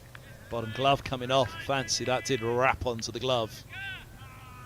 Off the right hander, he quickly took that glove off. It sounded like quite a dead sound off the bat, that. So if not the glove, then the handle.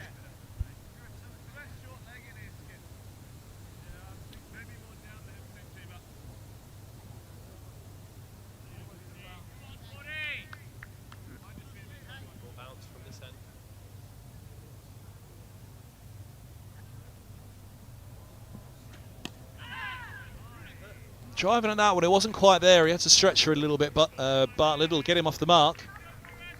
And get him off the mark with the boundary as well. Held and beaten to the ropes. Just a gentle push. It'll have felt good for Bartlett.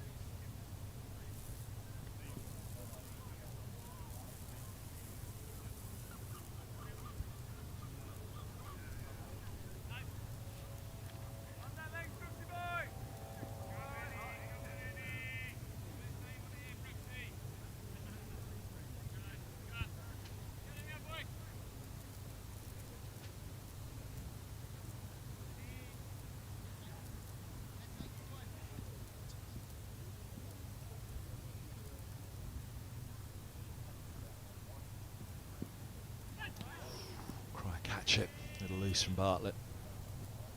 It's a little bit flat-footed, that punch. Now seeing a good amount of bounce here from Henry Brooks, coming in from the lake end. You saw fast bowler coming from the Benham end in that One Day Cup game against Hampshire.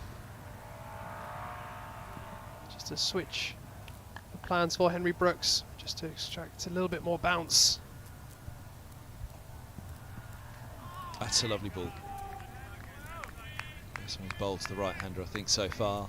It's that line of length. Died on its way through, interestingly, that to Davies. Took it down by his toes, the keeper. We've seen a little bit of that. The bounce past the edge of the bat.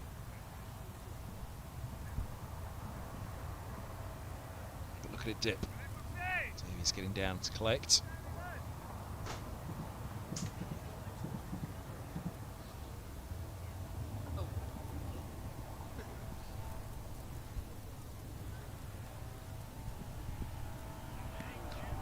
little wider to end the over. A comfortable lead for Bartlett. Northamptonshire 66 for 3.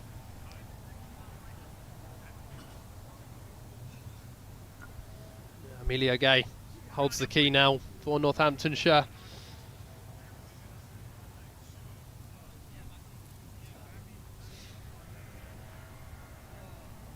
And they do rely on that top order a lot, do Northants. 66 for 3 is an okay position, especially under these sorts of conditions. But this man, Tom Helm, keeps bowling the way he does, can pick up a couple more wickets. Middlesex will firmly be in control.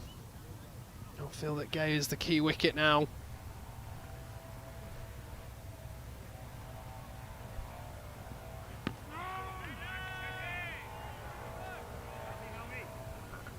Middlesex pushing for one of those top 2 spots for a return to Division 1 in the County Championship. A few more rounds left. Back end of August into September. Still plenty more cricket to be played.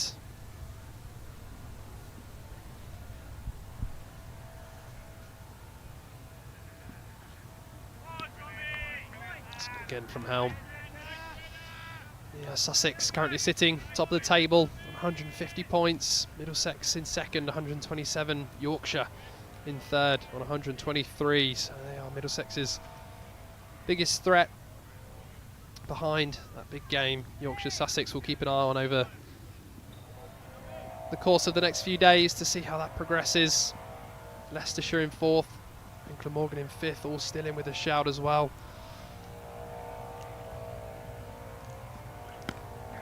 That's a nice shot from Emilio Gay, nicely timed.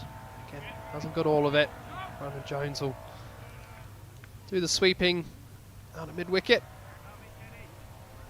Yeah, we saw with Yorkshire picking up victory in the final round before the blast in the One Day Cup. They went from near bottom of the table up to third, so the win really does move the table around, especially with the potential of rain-affected days.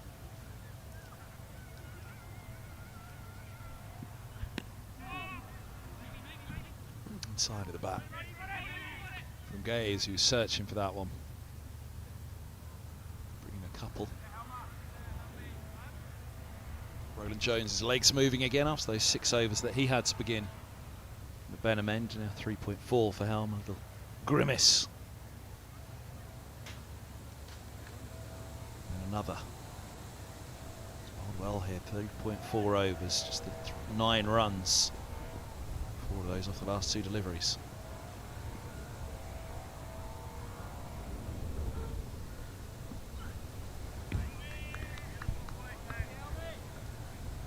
Yeah, you think Roland Jones will just look to rotate these seamers, just the one spinner, Nathan Fernandez. There's that part-time spin of Lias Deploy as well.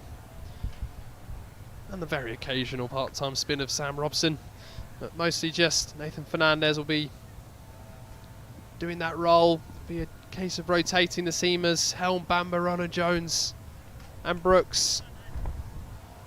These sorts of conditions do favour the seam bowlers, especially on a pitch like Merchant Taylor School. Oh, that goes again. Okay.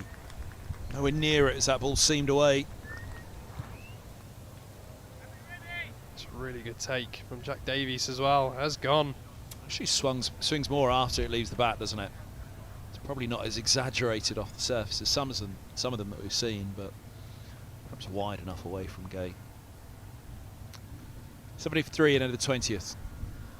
It's always the hard job for a wicket keeper when that ball starts to shape once it's left the batter.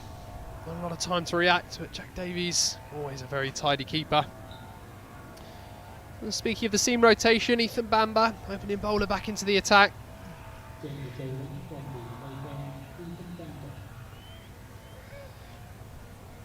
Bowled well at the start, but no reward. Did see him start to develop a little bit more movement in the latter overs of his spell.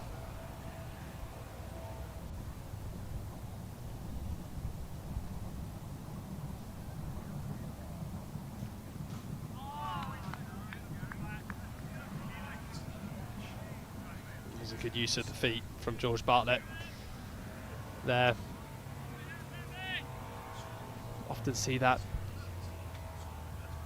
against bowlers like Ethan Bamber. Batters will use their feet, try and put him off his line and length. If you let someone like Bamber settle in, it could be a really tricky job for a batter.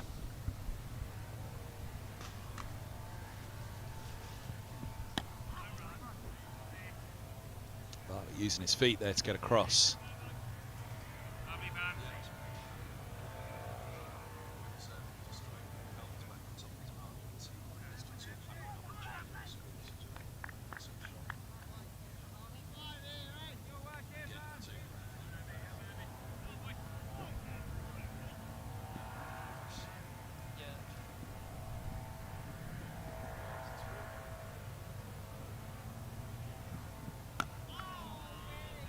Dab midway through the over here.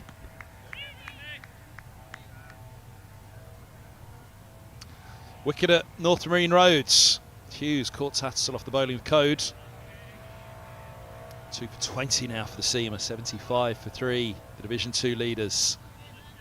Cole's on his way out to join Allsop.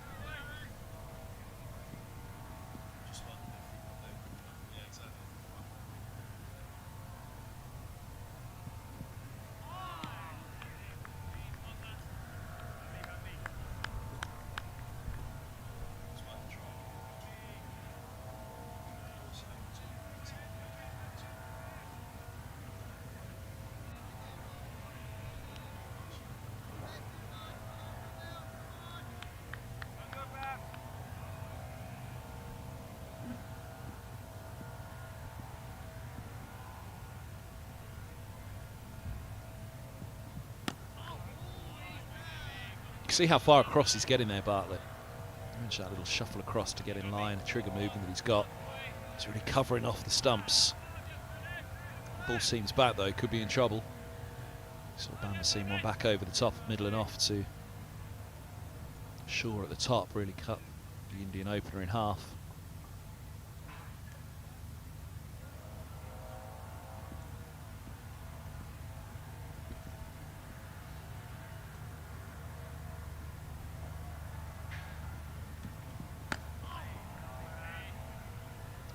Maiden for Bamber as he returns. And for 19 from 6 for him, 70 for 3. Northamptonshire.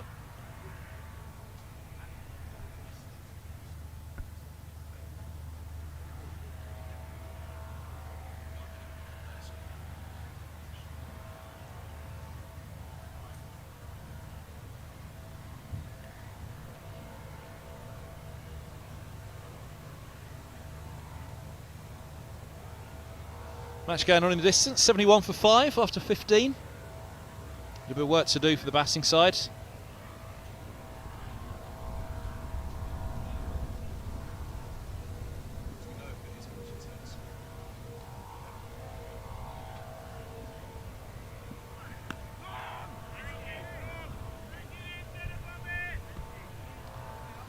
Middlesex would love 71 for 5 here, 70 for 3. Up to already Helm. They can pick up Gay in particular. I'd take 71 for 4 if it was Gay. No, too. I'd take 71 for 4 no matter what. But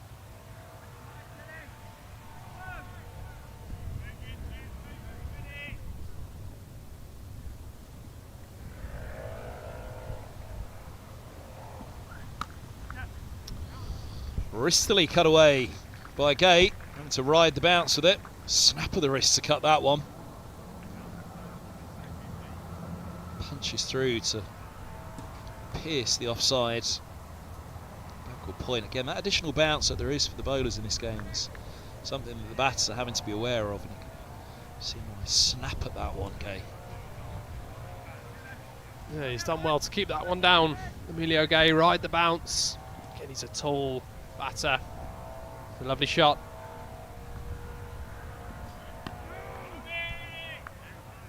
Soft hands, let the ball come on to him.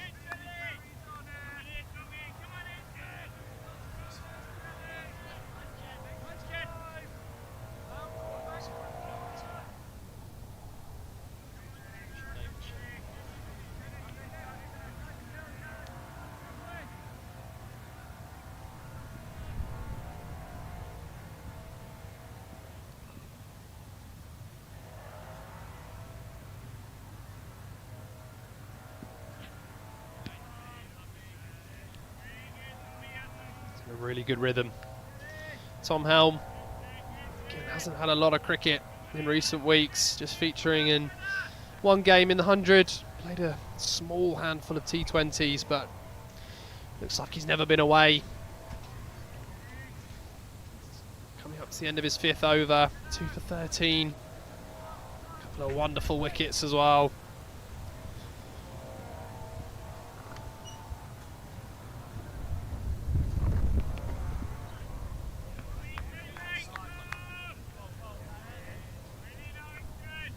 Wind just picking up. You can see the blow on the players' shirts.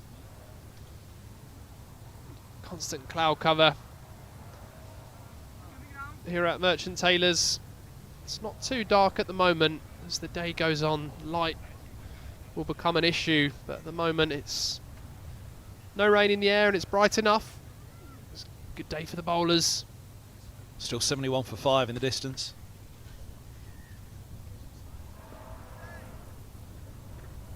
For 3 in the foreground.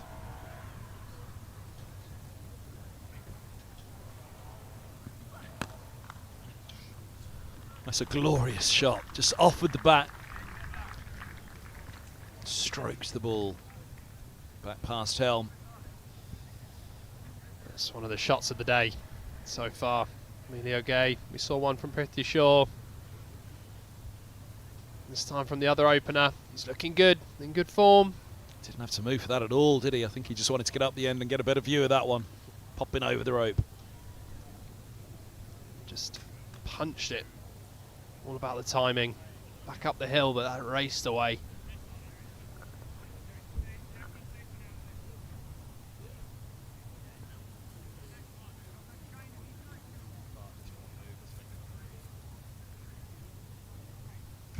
.78 for 3 then after 22.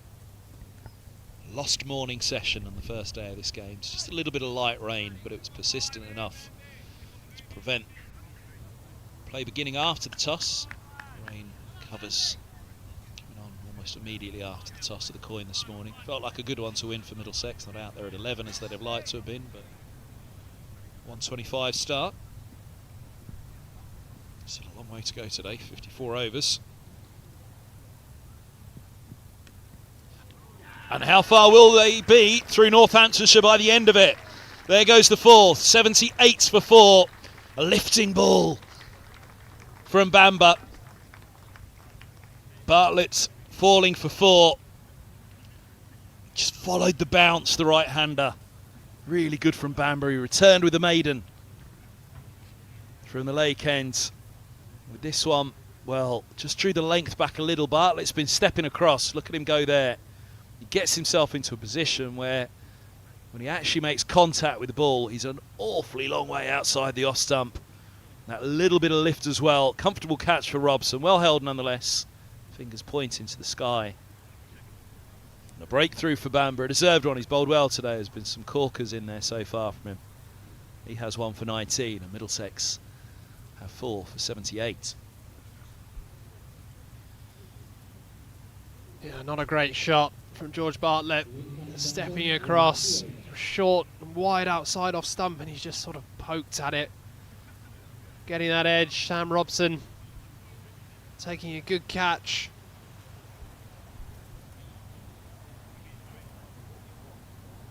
Sixth catch in Division 2 this season for Sam Robson.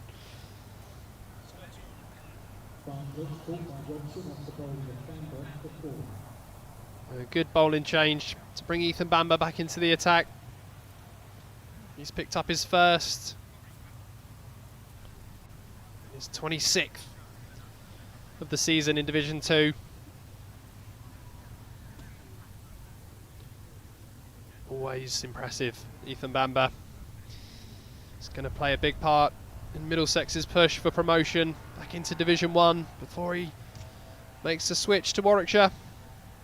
He's a wholehearted player and individual. He's going to give his best for Middlesex.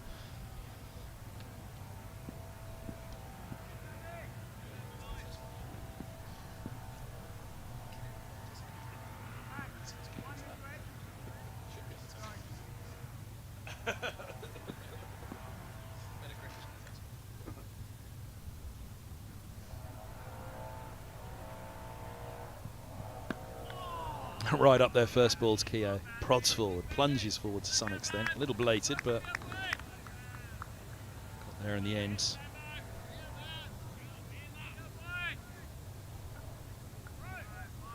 Yeah, Rob Keogh, the new man, another experienced player.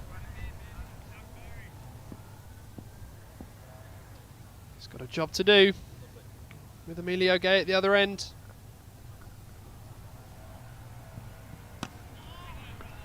Full and straight. See, Keogh likes to feel bat on ball. Push at that one.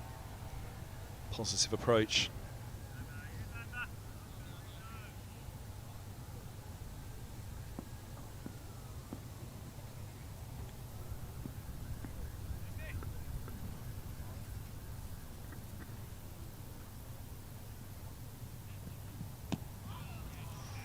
Ricochets off the inside edge. Again, that plunge forward from Keogh. How does Bamba counter that? Just drag the length back slightly. Completely different challenge to Bartlett, who was back and across, trying to get on that line of off stump or just outside of playing the ball. Keogh plunging forward down the track.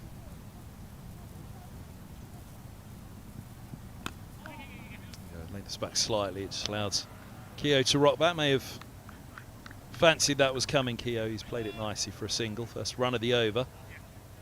Still one to come, so back to Gay. Field switches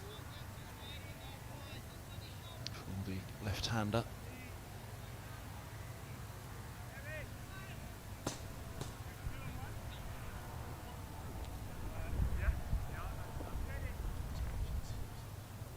Still 3 slips in place.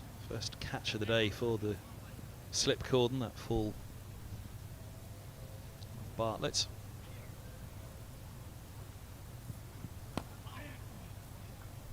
Ushered away nicely by Gay. Just a single.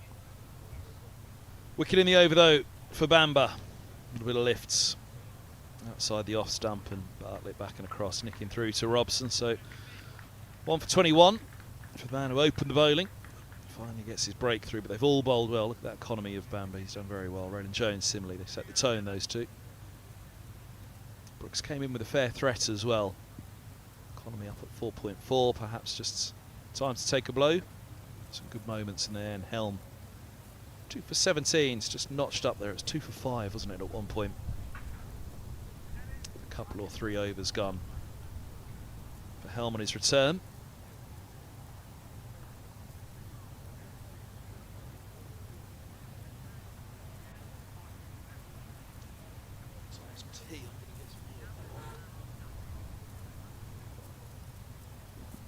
.345 to tea.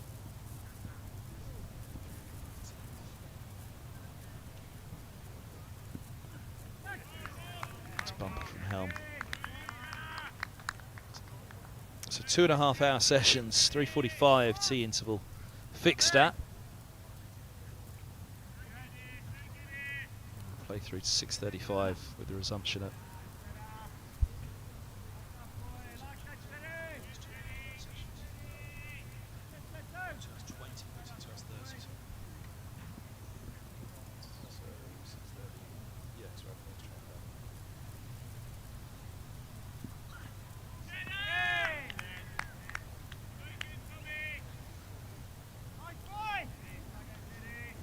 yeah, 3:45 tea.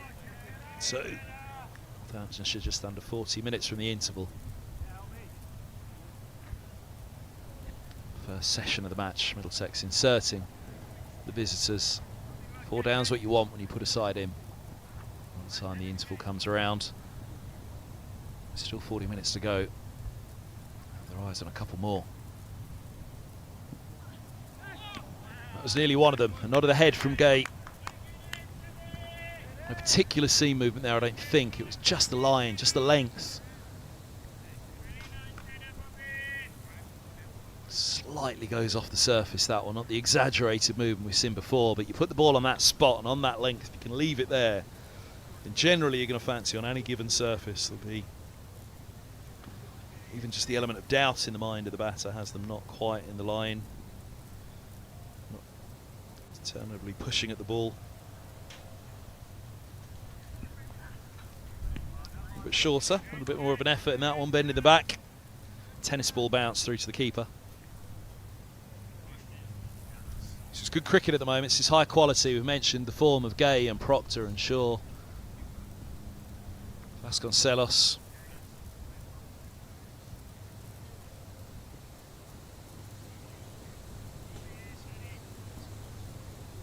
Bartlett, Keogh, no Muggs. Northamptonshire with the bat at all. They're being heavily tested here by a quartet who look in good form.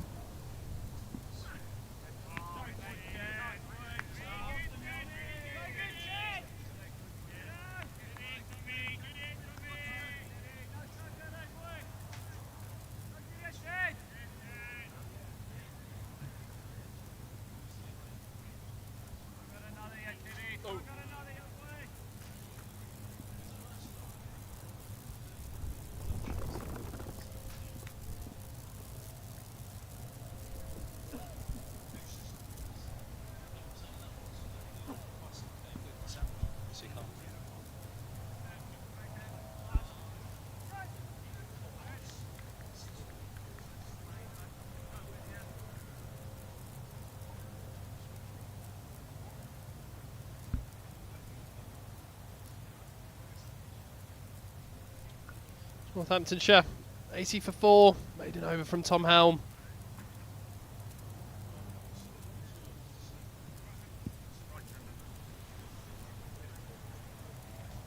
See those clouds overhead, just a mix of lighter and darker clouds at the moment. It's been like that for most of the day. Bit of frustration this morning with that drizzle, just keeping the players off the field.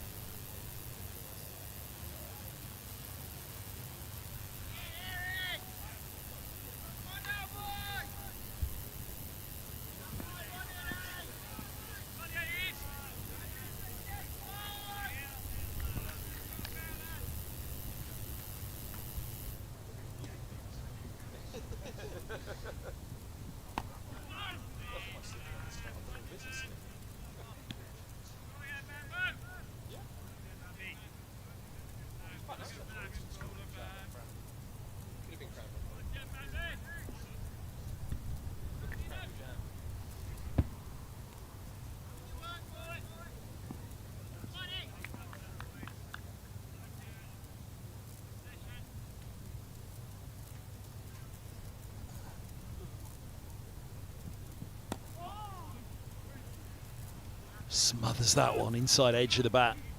They were just about to go up in the appeal. Keogh grabs a couple.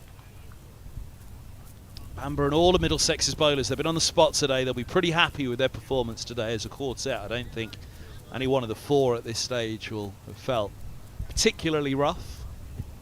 Brooks's economy just a little bit higher than the others. Perhaps one or two over pitch driven. Every ball though you fancy there's a wicket around the corner. It's generally the way at Merchant Taylor's School, but you've still got to turn up and play your part as a bowler. Sure, I'd given it a good start for Northamptonshire. Gay is giving it an excellent start here. Just need someone to stand with him through until tea. See in the evening session if they can push on a little more.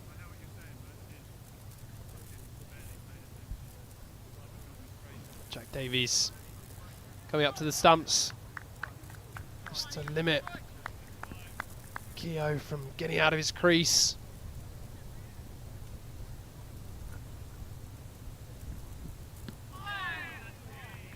Thumps into the gloves.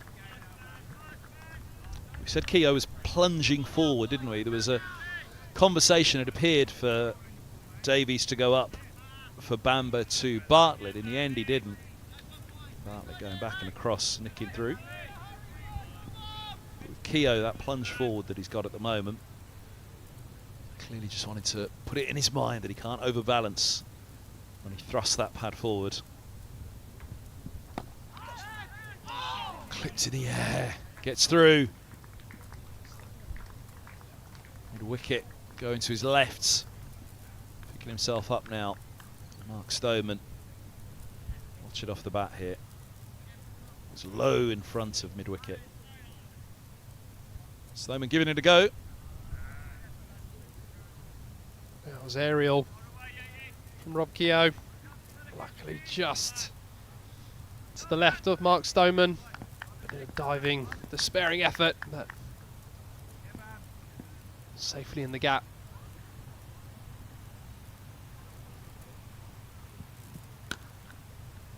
That's nicely done. Sitting in his crease, sitting back, stroking away. Back-to-back boundaries to end the over.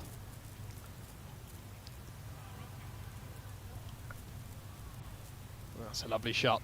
That first one was a little bit streaky, but that was very emphatic from Keogh. Off the back foot, punching. All back-to-back boundaries.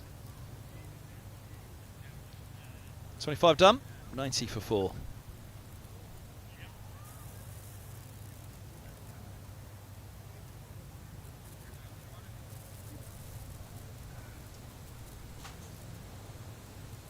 It's going to drop back.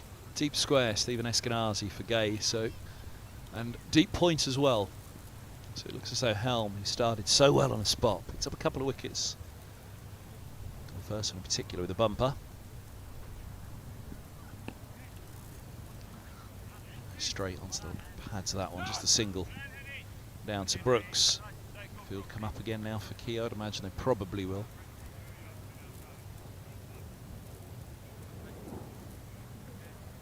Dropping the two back, either side square of the wicket. Clearly, one puts it in the mind of Gay, but for a good shorter ball. And used in that role as a bit of a batter in Ram. It's not the surface that you need to do that here. There's enough in the surface to find that extra bounce that you don't have to relentlessly bend your back and bang it in short to try and bounce somebody out.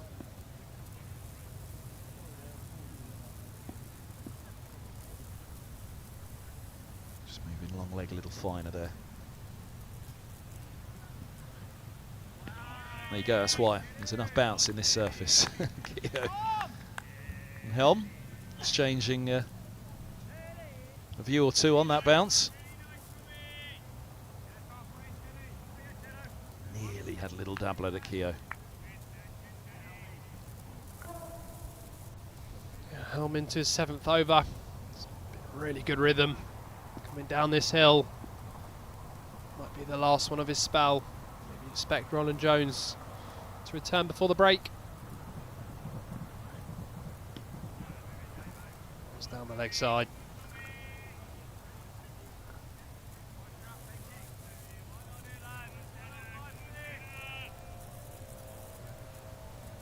It's been a good spell from Tom Helm. Difficult for a bowler who's been in and out of action in recent weeks to find that rhythm, but from ball one he's been on the money. Picked up 2 big wickets. Can he find one more?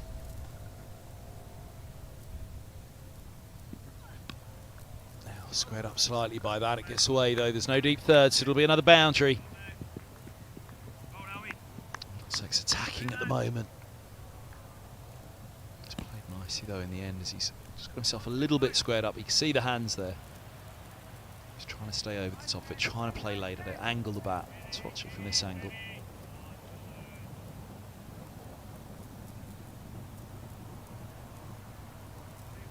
Puff of the cheeks from Middlesex fan as another boundary gets away, but 95 for 4 is undoubtedly a score that Middlesex would have taken when they walked onto the field this afternoon. Leg side on that one. Back-to-back boundaries again. Helm into his 7th over. He probably hasn't bowled 7 on a bounce since end of May. Last time he played a first-class game. Maybe just losing it a little bit at the end of the spell here. He had a great start. Looked in really good form from the off and got those couple of wickets as well to go with it. 2 for 5 he had, 2 for 26 now.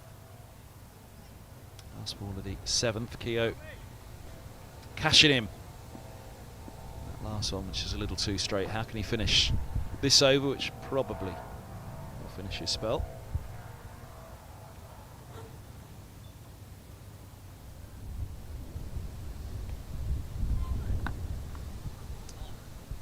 The hips again, but just a single to long leg to finish. 10 off the over, 2 for 27 for Helm from his 7, and that's the 100 up for Northamptonshire. 26 bowled, they're 100 for 4.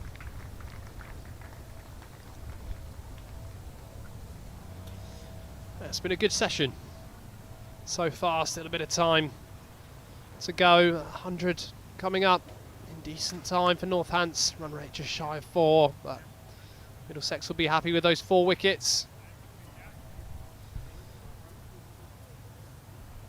Bit of wicket at Scarborough. Game between Yorkshire and Sussex. Cole's the batter to fall, so 4 down now, Sussex. Nice start from Bamber here.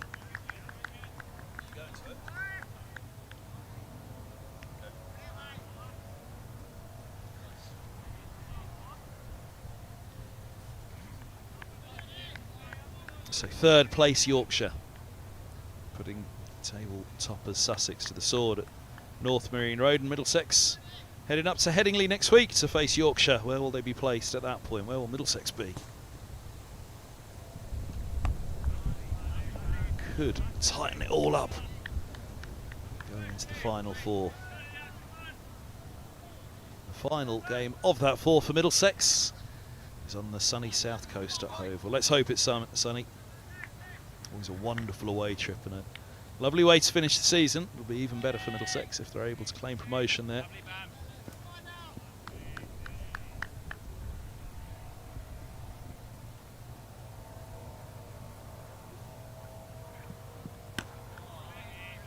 Middlesex once won the county championship at Hove.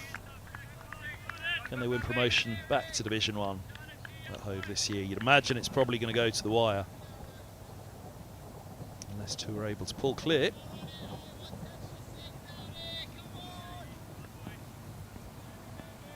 Certainly the way that game started at North Marine Roads, Yorkshire could really throw the cat amongst the pigeons heading into next week.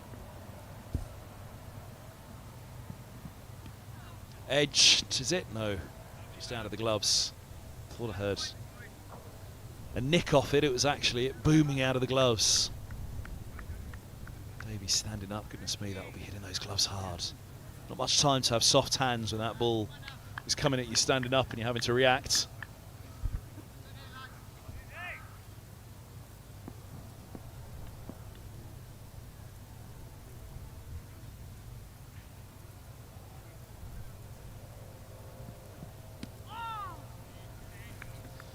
Tidy cricket there from Bamber. And Davies, very, very good quality wicket keeper. Jack Davies replacing John Simpson, who had that role for many years, but Davies has come into the side and very, very tidy with the gloves behind the stumps.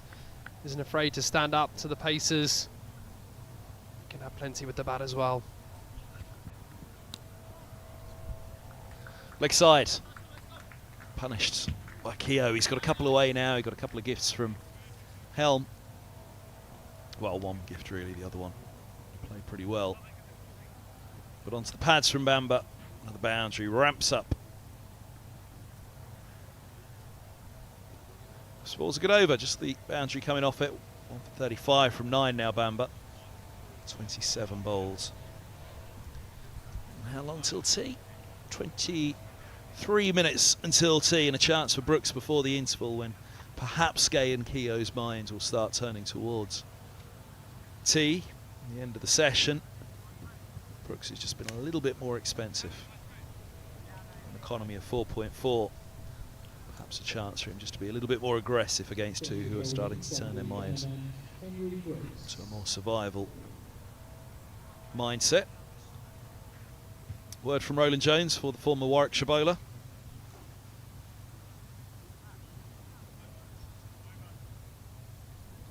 Interesting when Middlesex come up against Warwickshire at some point. Brooks for Middlesex and, well, in the future, Bamber for Warwickshire.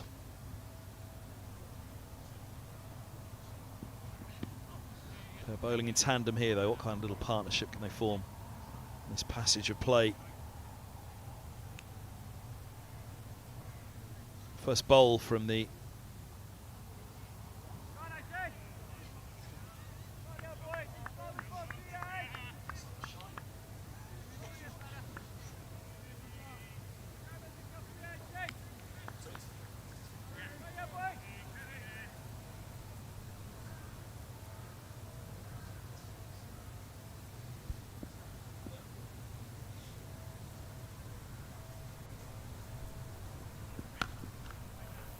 It's a nice push.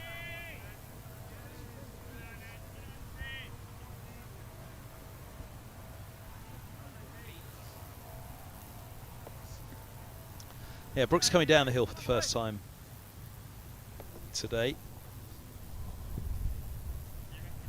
Again, the interesting part is all the balls skid on. Be on the mind of the batters of that incline, but similarly, big tall bowlers with a bit of pace like Brooks can find some extra bounce. Small example of it there again, a little bit tennis bally as it goes through to the keeper, just dips through into the gloves. They get the lift off the surface though. That's what the bowlers enjoy here at Merchant Taylors for Middlesex over the years again. Finn, Roland Jones, James Franklin.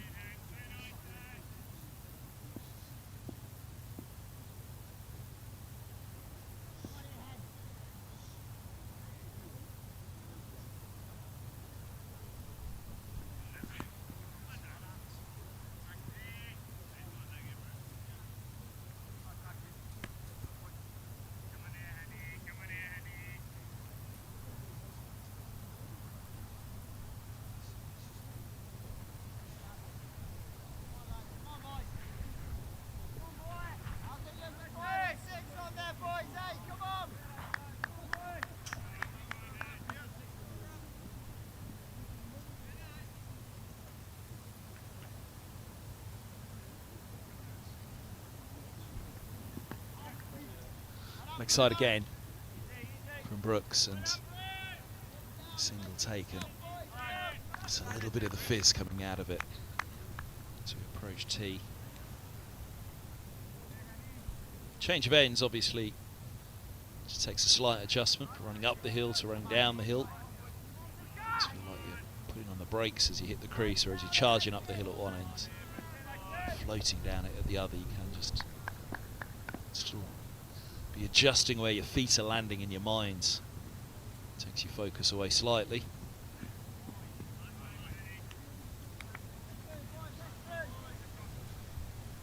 Found some good bounce at the lake end of the Benham end so far, just finding his way. Big two off the over though, plus the leg bye. Yes please mate. 107 for 4 then after 28. They've been put in Northamptonshire here. Live enhanced stream from Middlesex County Cricket Club in association with Daffabet. Warmed up a bit this afternoon, it was pretty chilly this morning. Mist of rain that just descended after the toss and hung around for a couple of hours. Strong breeze blowing as well, but the temperatures have certainly warmed towards the middle of the day. Here's a man looking to turn up the heat before the interval. Roland Jones, he'll want another wicket before the break.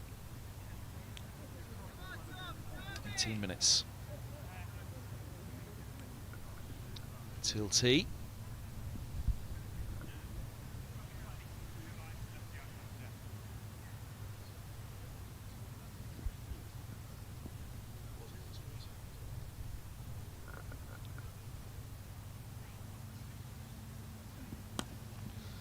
This is the first bowl at the Benham end, or the lake end, sorry, for the skipper. Just over pitches first, so he mentions charging up the hill. You get a little view of it there, the incline. See how much higher up the slips are standing than Roland Jones.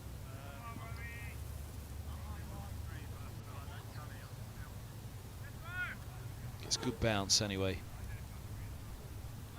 Maybe bowling up the slope, he might find a little bit more. Just have to make sure he adjusts quickly here, this short little spell. the end of the session.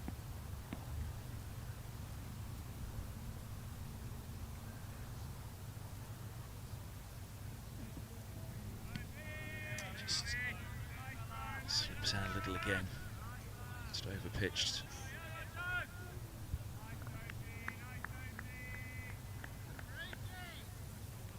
Sometimes it's pretty easy, switch ends. Even on most grounds though, there's just something, isn't there, about change of ends. Just get into a rhythm at one end and then you go again at the other. Whether it's Lords, the slope's going side to side here, or Hove, running up the hill.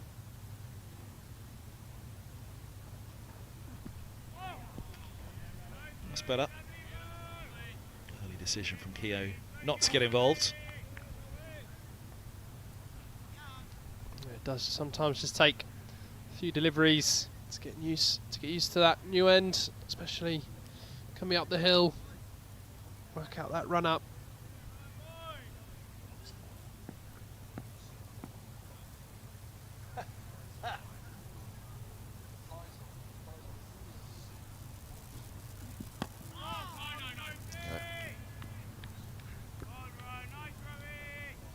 Full of delivery, straighter, but watchfully played by Keogh.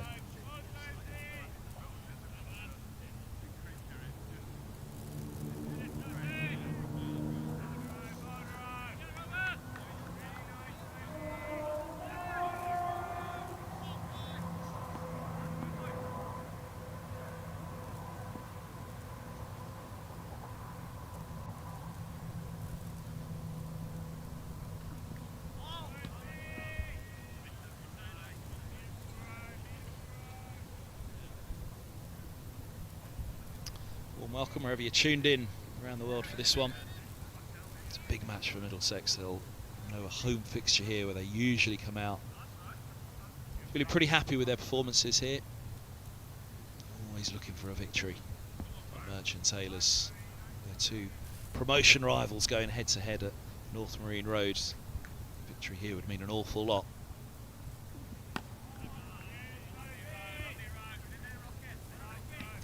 Into the 7th for Roland Jones, his first back, just that single off it to start. 1 for 21 for him, 108 for 4, Northamptonshire.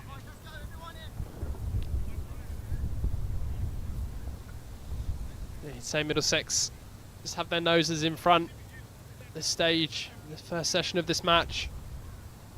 They'll be over the moon if they can find one more wicket in these last couple of overs before the tea interval. Henry Brooks and Roland Jones. Probably 3 more overs before the tea break.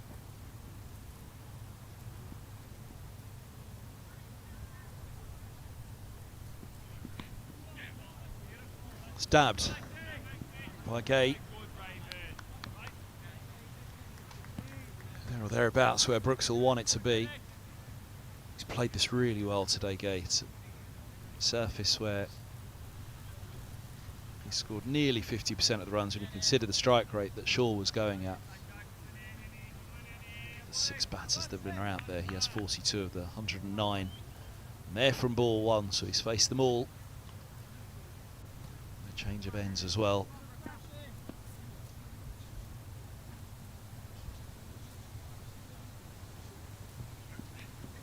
Now he's got him! Keogh was a little indecisive with that. Brooks with a little bit of bounce. And the nick flies through. That indecision in the batter's mind is there because of the bounce on this surface when he got the height and the pace of Brooks.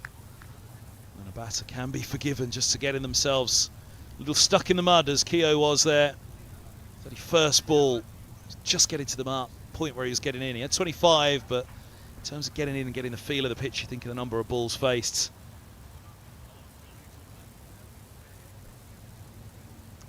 Indecision, caught in 2 minds. Was he playing it? Was he leaving it? On first look, I thought he was certainly playing it. You watch it from that angle behind, it was almost a withdrawal of the bat in the end. Robson with the second catch in the slips. Brooks with the first wicket. And some real joy. Some punches of the air. He's bowled some buttes so far, but he's got his reward now. Northamptonshire, 109 for 4.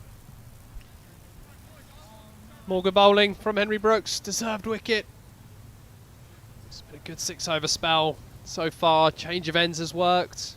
Clever captaincy from Toby Rowland-Jones. Another huge wicket before the tea interval. Northamptonshire in trouble now. I said Middlesex just had their noses in front.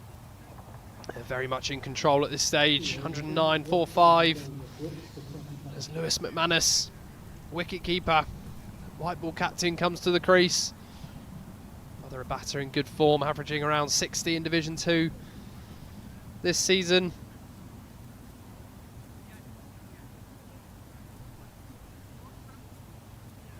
Nice score of 168 not out for McManus. That's a big wicket for Middlesex. Emilio Gay doing well at the other end, but losing partners here.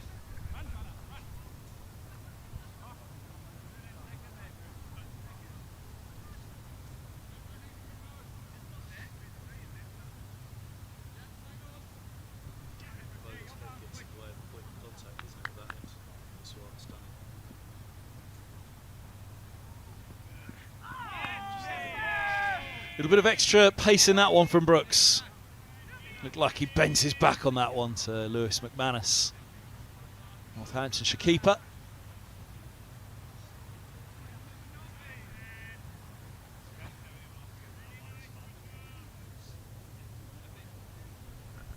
I'll be very happy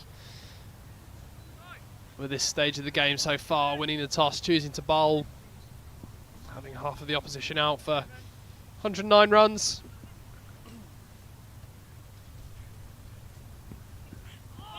Ten minutes to tea. This is a really crucial passage of play now, that fifth wicket. Middlesex will be over the moon with that in this session.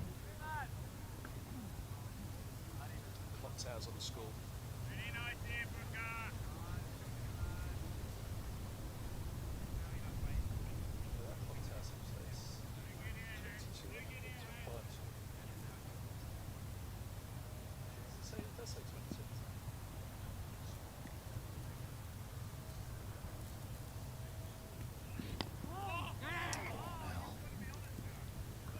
Spinning his head round to see where that was trickling away, fortunately for him, wide of the leg stump. 110 for 5. Emilio Gay. It's an enormous wicket in this innings now. At the start of this match as well, Middlesex, well, they lost the morning session, having won the toss. Wanted to get at Northamptonshire at 11, but they've made up for it since they did get out there for the 125 start.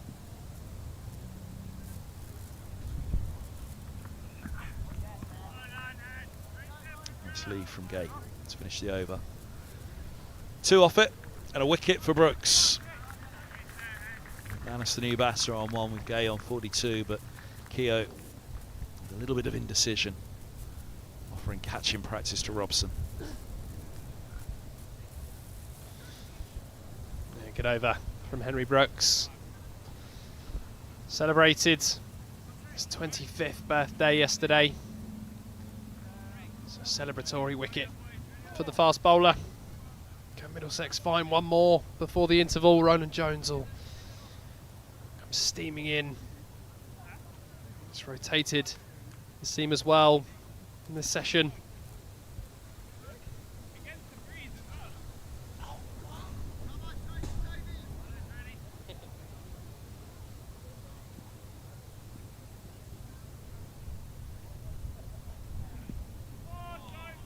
Well, I think he was withdrawing the bat, McManus, but the early thought was to get involved for sure. It looked as though it's moved away a fair way, I assume off the surface. Quite going to be able to tell from there, but yeah, it's almost the curtains being opened from McManus there, just drawing the bat along the rail.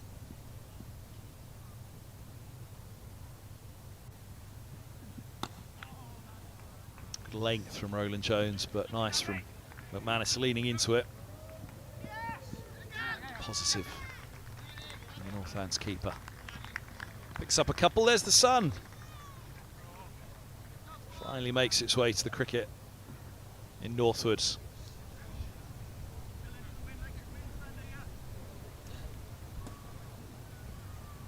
Might only be the briefest of glimpses, but we can celebrate it while it's here.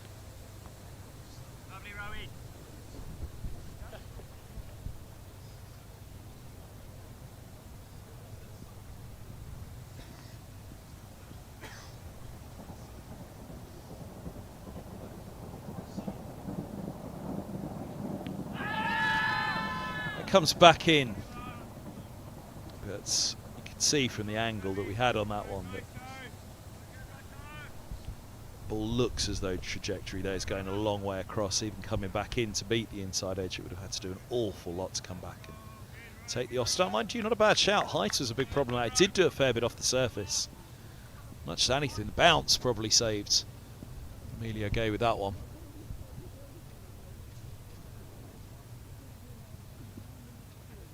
Roland Jones running up that hill again. You'd imagine he'll extract even more bounce than usual.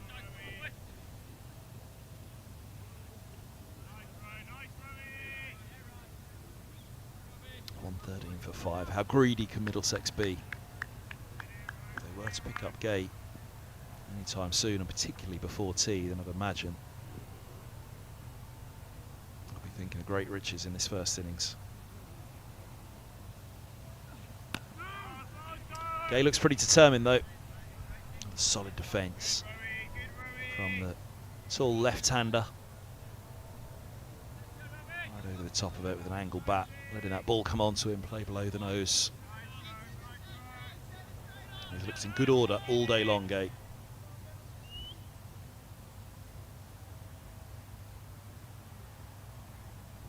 Point just been called up, Nathan Fernandez, last ball of the over. Let's keep McManus on strike for Brooks. Oh, now turned around by that one. Gay, back of the bat to backward point. Could have gone anywhere, could have gone in the air. It was all along the floor. Gay survives. It was a heart in the mouth moment for him, and I'd imagine all of the Northamptonshire camp here at Northwood. He's doing an extremely good job for his side. 42 to his name, 4 for McManus. He'll have the strike. 13 for 5, Northants.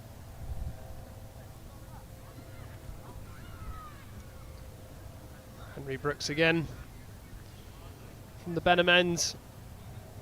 Get this over, maybe one more after before tea, but likely this will be the final 6 deliveries.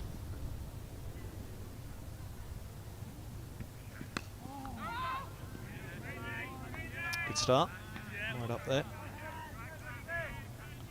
Want to be targeting those stumps, make sure that McManus is playing at everything in this over.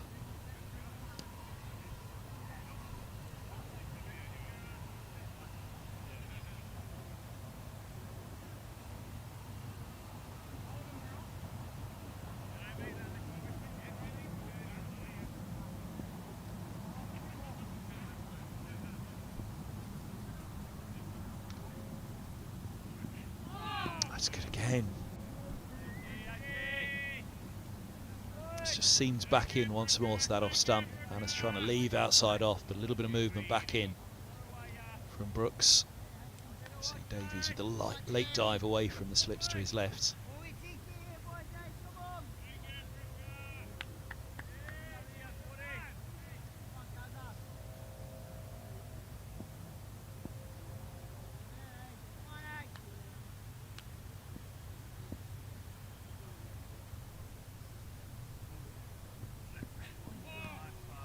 That was a good leave, left on length. McManus back in the air on the back foot. Not the tallest of players, McManus, but go past him over the top, outside off. But of course, he is running down the hill here, Brooks. I haven't really seen any sign of that yet. One that's just kept a little lower than expected. Generally, we've seen a consistent level of bounce, and then if anything, just an extra little bit of climb every now and again.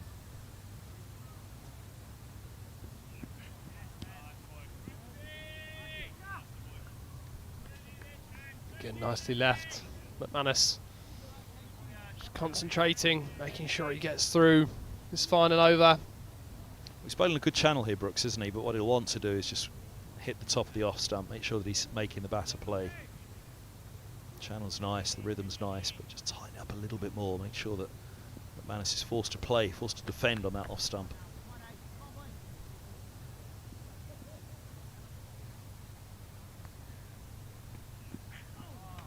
Look at the bounce on that. Probably was a little bit more in that one from Brooks. Just pushed it through a little bit harder. Thinking about pushing McManus back. Fuller for the last ball, which will be the last ball before tea, you would have thought. Apparently there's 50 seconds left, so come on, Henry, get one more in.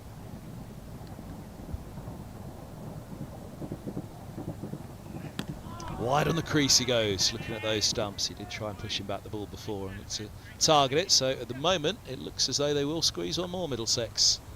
Everybody getting around quickly, getting in position. Try and start the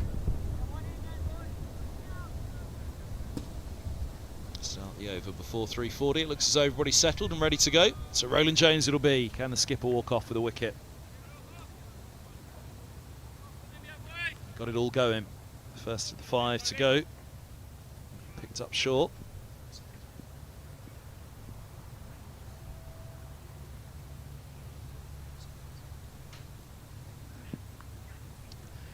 And he's going to take another one off with him as well.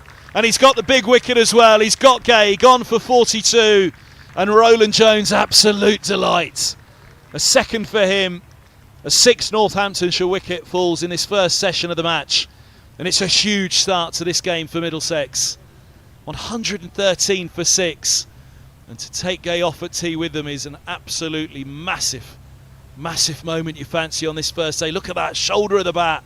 And Robson's done well there. It really dipped on him. As high as it took on that outside edge. Look at it go down. Look at it leave the edge and dip straight away. Robson's taken a blinder away to his right there. That is a really, really good catch by Sam Robson. Could have been tricky, that. Tucking in behind the keeper. A little leap, knowing he's got the edge, and then the celebration. Back goes Gay, a really fine innings. 42 from 77. Middlesex follow him off. 2 for 24 from Roland Jones. 113 for 6. That session really couldn't have gone much better for Middlesex. Absolutely not. And big congratulations, Toby Roland Jones. 550 first-class wickets. With that wicket of Emilio Gay leading his team off, putting Middlesex into a really commanding position here on day 1. Yep, we'll be back in just under 20 minutes then with the live enhanced stream from Middlesex in association with DAF. I bet it's been a very good day so far from Middlesex. Do join us back in a few moments if you can.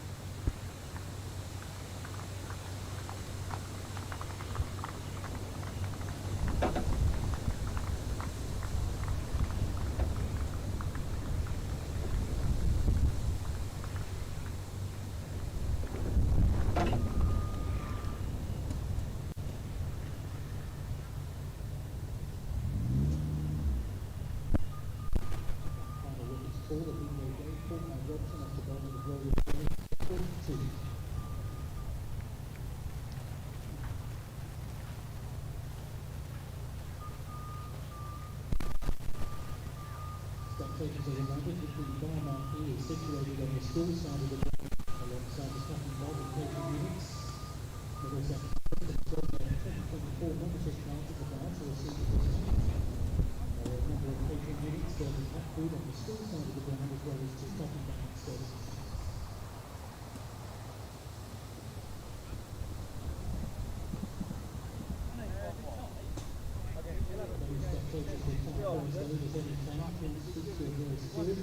Or visit the medical marquee situated near the South Street at the both end of the ground. You're reminded that Middlesex merchandise is available to purchase at the Middlesex Cricket Shop and Information Centre, located by the entrance gates on the school side of the ground.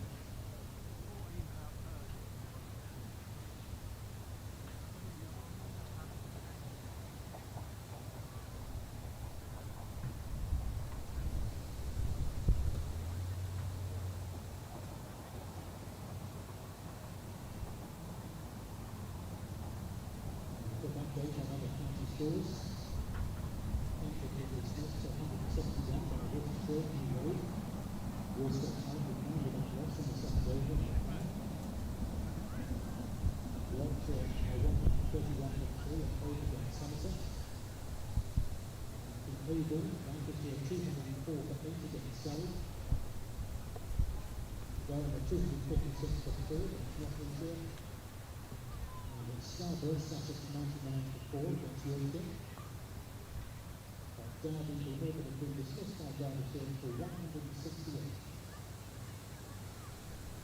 And Leicestershire 136 for 3 against Gloucestershire and Bristol.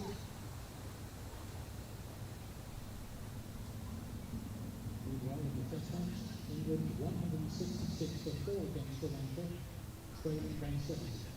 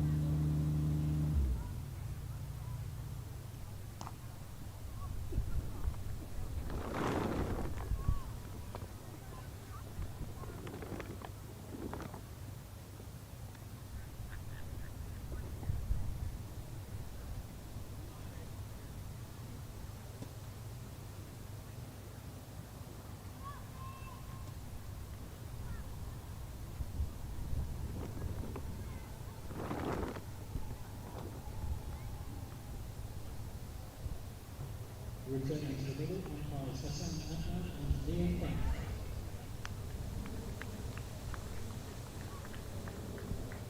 Your match referee is Steve Costa. Your scorers Terry Green and John Shea.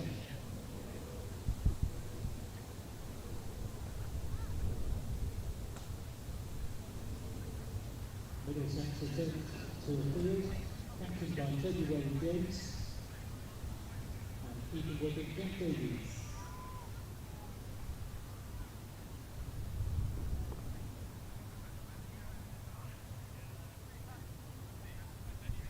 Resuming the innings for Northamptonshire, Lewis McManus and Justin Broad.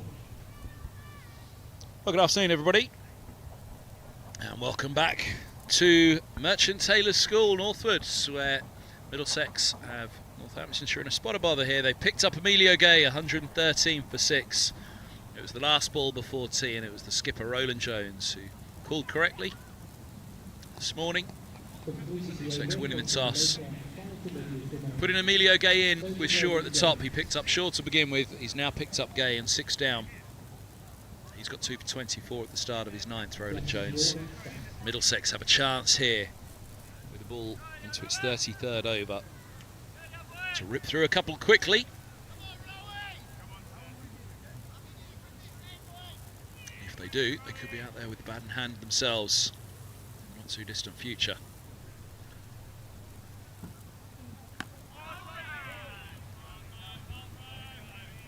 Right up there, first up for Broad.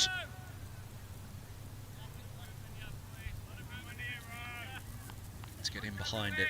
Roland Jones running up the hill for the first time in his spell.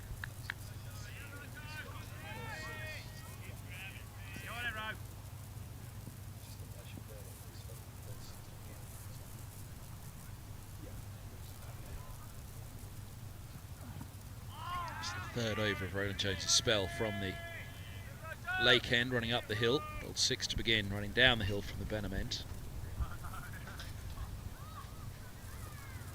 So 2.1 before tea. How long will he go on for now after the interval up the hill?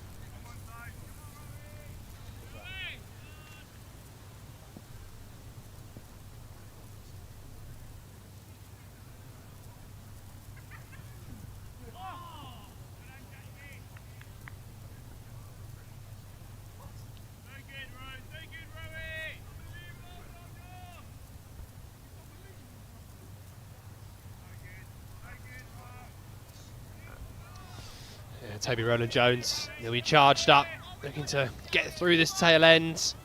That massive wicket of Emilio Gay is 550th first class wicket, so a big landmark there for the skipper.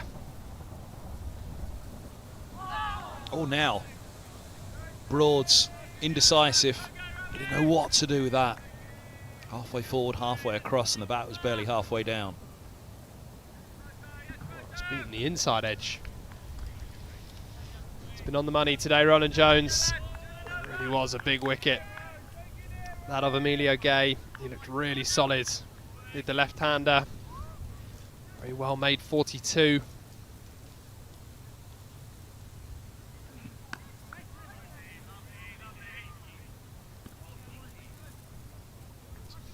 End of the over, a wicket maiden. Started before tea, 5 dot balls after. Broad on noughts. McManus to have the strike. 113 for 6, Northamptonshire.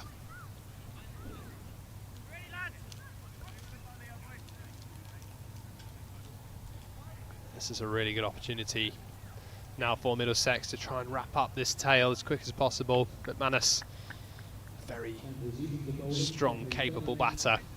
He's still batting to come. Justin Broad as well. Can hold the bat, averages 18 in first class cricket. There's 2 half centuries.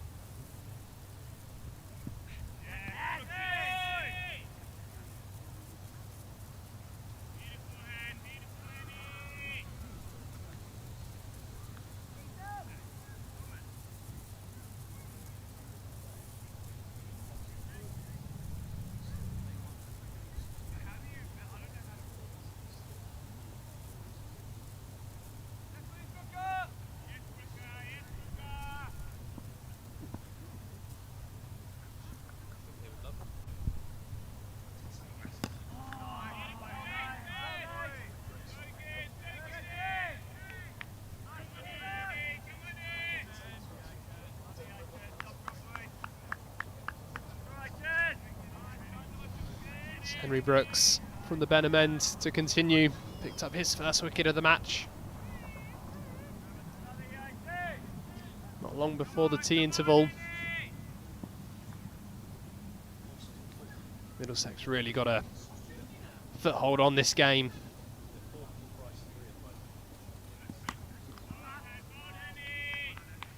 I want to just break through this partnership before it gets settled. Get into the bowlers, wrap this up for under 140, 150 if possible. Still bowler friendly conditions. Cloudy overheads as it has been for most of the day. Chance of a shower later on today, so Middlesex will be pushing a couple more wickets before any rain might arrive.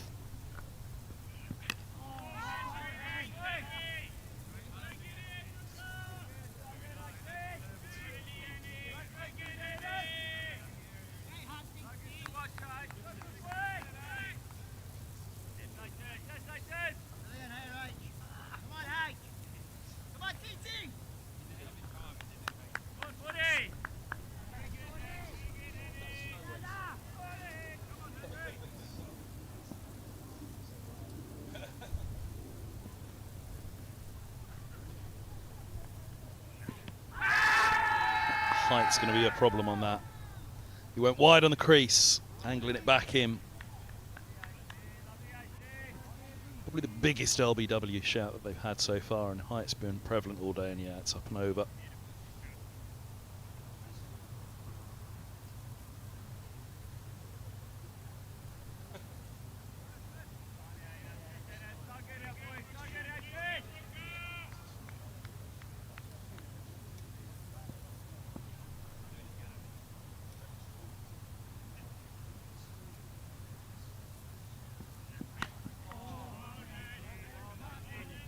End of the over, 113 for 6 after 34.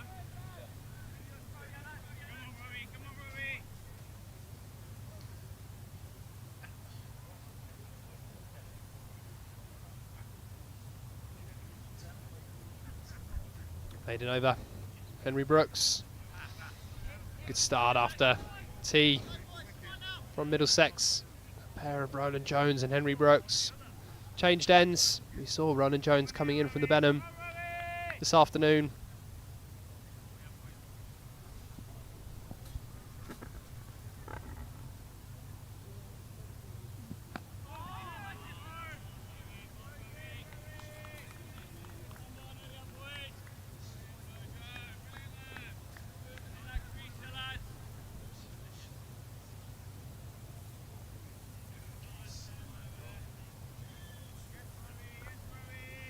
Justin Broad, capable all-rounder, German international. Took 3 for 65 and scored 38 not out against Middlesex at Radlett. Oh wow, that's a good leave. That looked agonisingly close.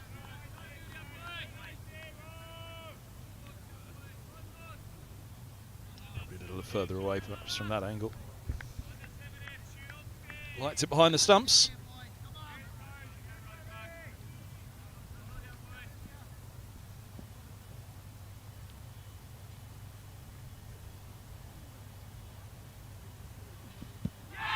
That is close.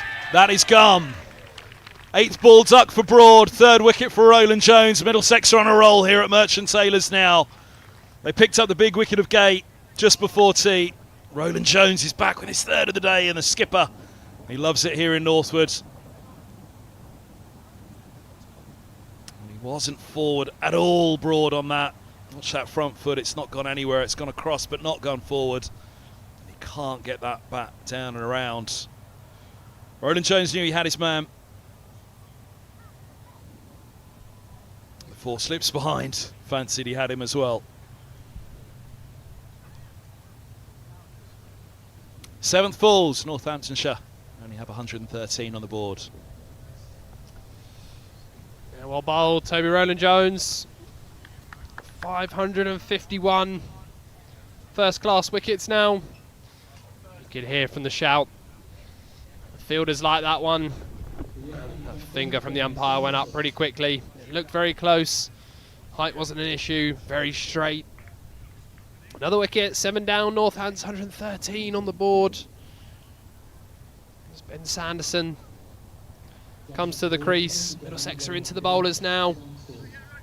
Look to wrap this up as quick as possible. Try and keep McManus off strike. Target Sanderson. It's difficult conditions for the batters. Dark skies, the ball moving around, wind.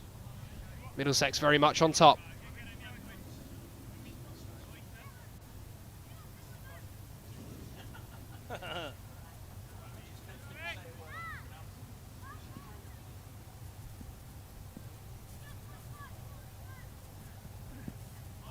Now, that's the first one today that hasn't particularly got up, and it's got through Davies, and it'll get away for 4 byes. It's hard on the keeper. That ball really seemed to die off the surface. We haven't seen much of that today. Going up the hill as well, Roland Jones. Look.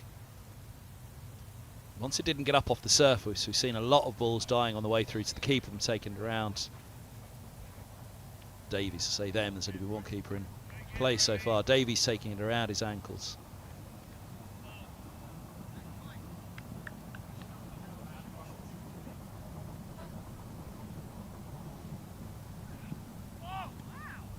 Similar from that one. Just checks away from Roland Jones. We wanted to get it right onto those stumps, try and blast those pads off early on.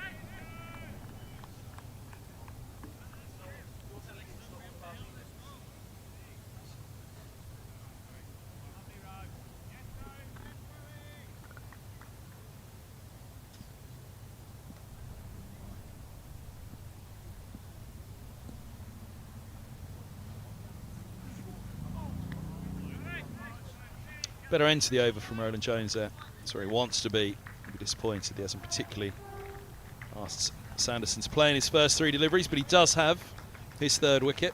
3 for 24 after 10. Broad's back for an 11th ball duck. 117 for 7.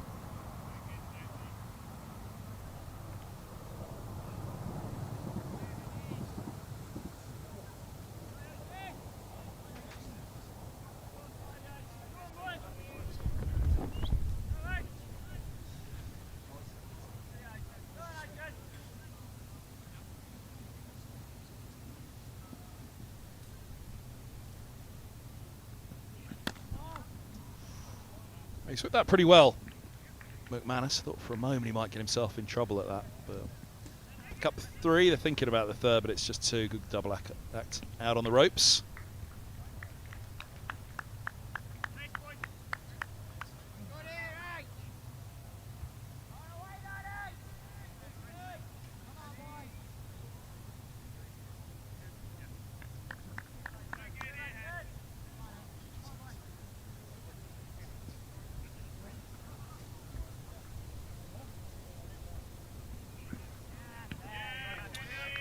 Interesting to see how McManus decides to play this now. Just the bowlers with him.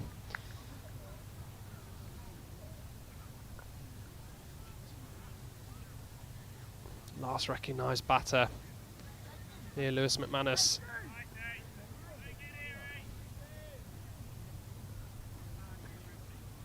Very good player. Can clear the ropes with ease as well when he gets in.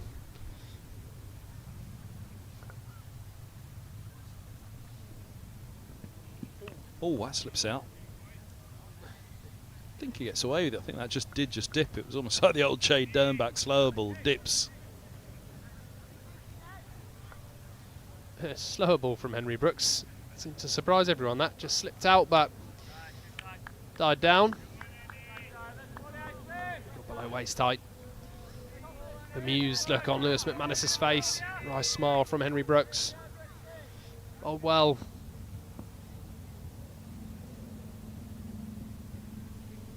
In the afternoon session did Henry Brooks.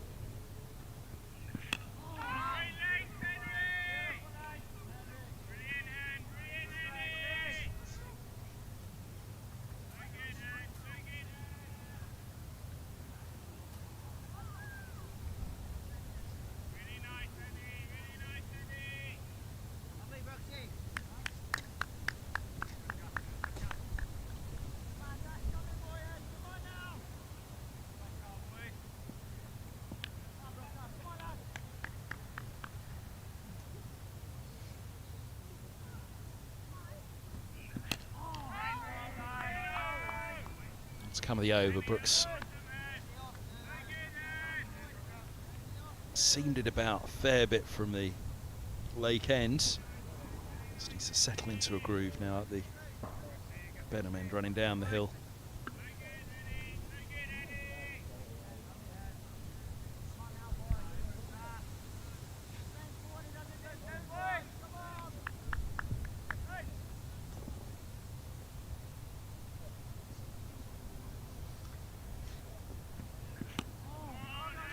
Yes, no. No's the answer. 36 done. 119 for 7. Good from Henry Brooks. Good from Middlesex as well. Keep McManus off strike. Let Roland Jones go at the new batter, Ben Sanderson. 35 years old. Sanderson experienced now. Former England under-19. Averages 9 with the bat in first-class cricket. There'll certainly be a handful on this wicket. 29 so far in Division 2 for Sanderson with the red ball leading the way. He's got a job to do with the bat here first up.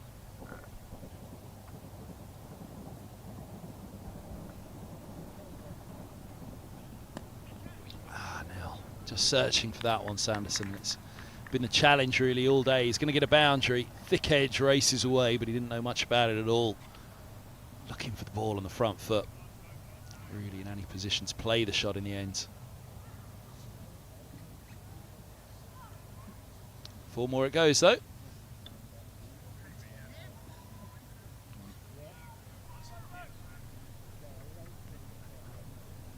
One, 2, 3 for 7. School Middlesex definitely would have taken when they won the toss this morning.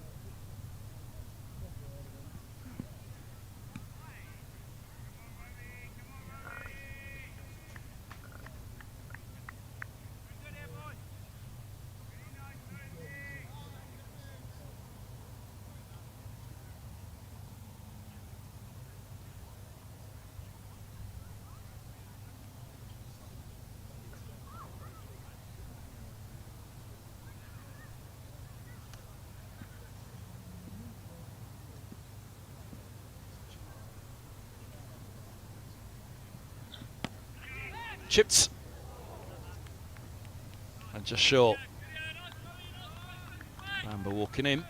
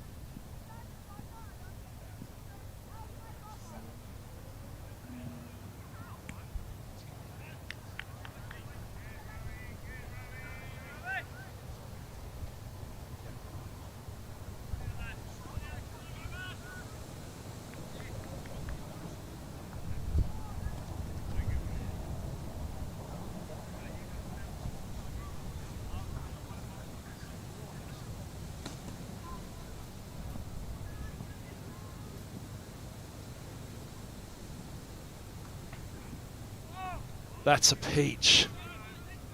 Real jaffer from Roland Jones. Nod of the head from Sanderson. He'll be looking to fire down a few of those himself.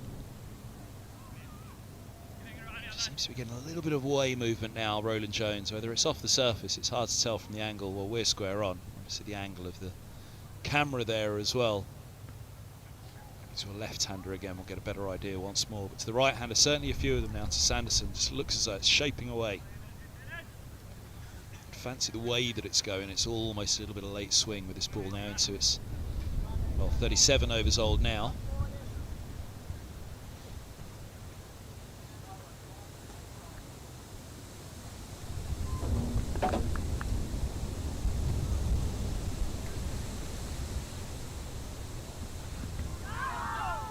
No ball. Thinking about going up appealing an LBW. Oh, some munchies in the background there in the committee tent, being well fed. I wonder what was on the tea and lunch menu today over there.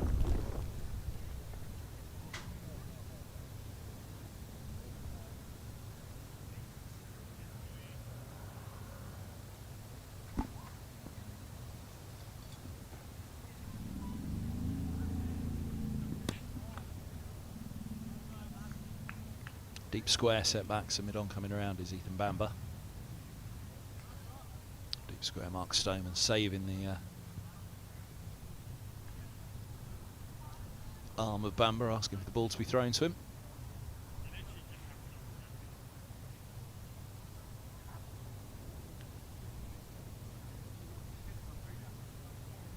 Still 38.5 overs to go today, more than a session. Will be a change of innings at some point.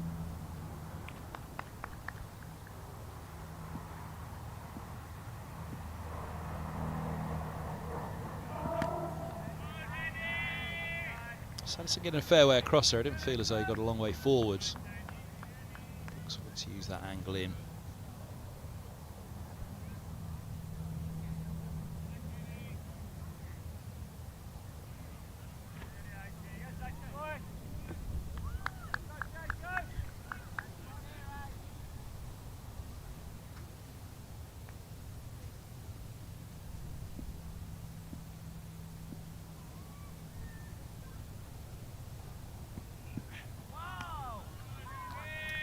The bounce again. Loopy through to the keeper though. Tennis ball bounce, as we say. It hits the surface, climbs, but then loops through to the keeper.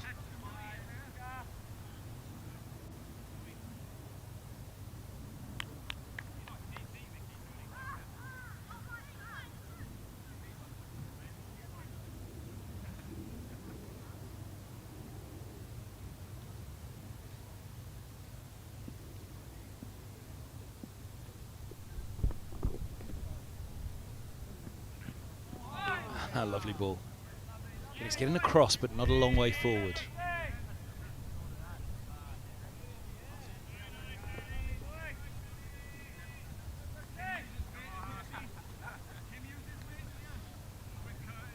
Beautifully bowled from Henry Brooks. Has done a lot.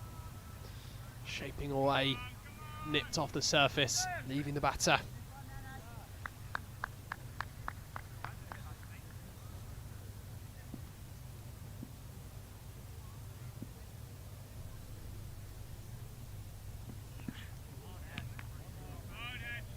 Short ball. Keeping Sanderson on his toes. Into his 11th over now, Henry Brooks.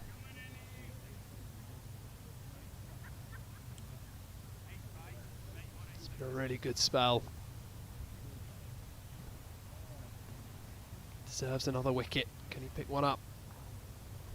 Get Northampton's 8 down.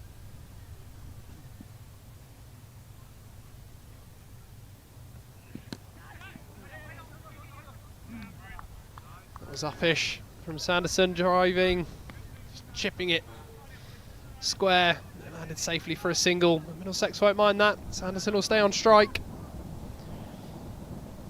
Ronan Jones have his sights on another wicket. Northants 127 for 7.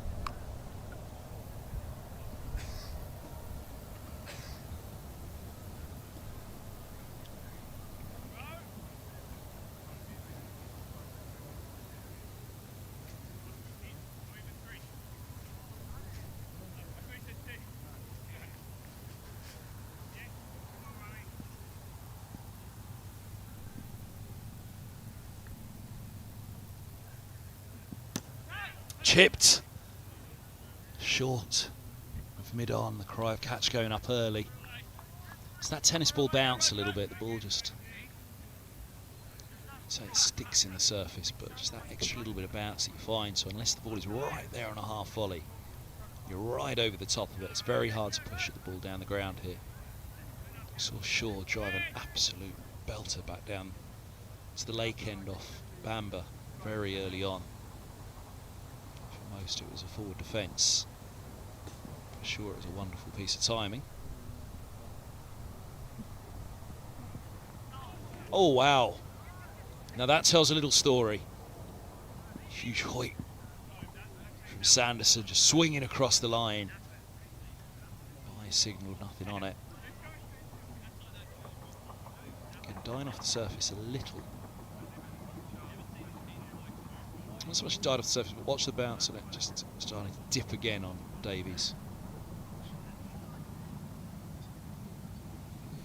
Now will frustrate Roland Jones. That bye. He's getting Sanderson off strike. He's building good pressure there, Roland Jones.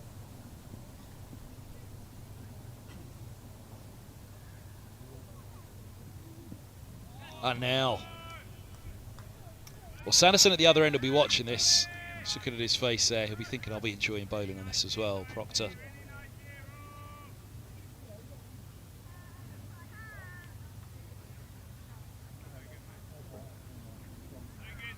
Sanderson's very much the leader of the pack there. McManus indeed will be looking at it thinking I've got to keep on this as well as bat on it.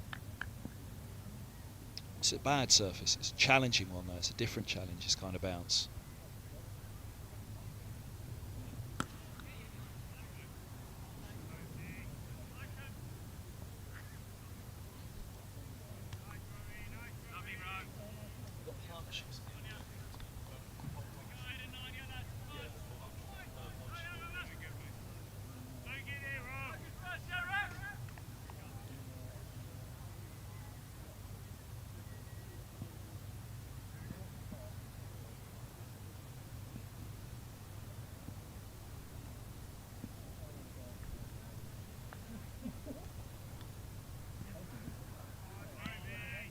Yeah, there's that bit of away movement for Roland Jones.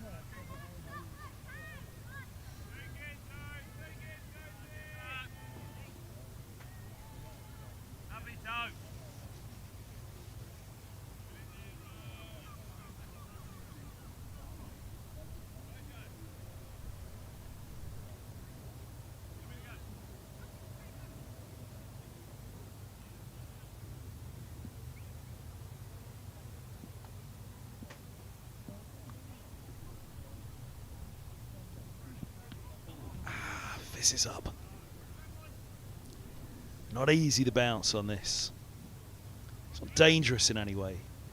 Tennis ball bounce. It just means you get that lift off the surface, which has made it difficult for partnerships today. 31 the highest.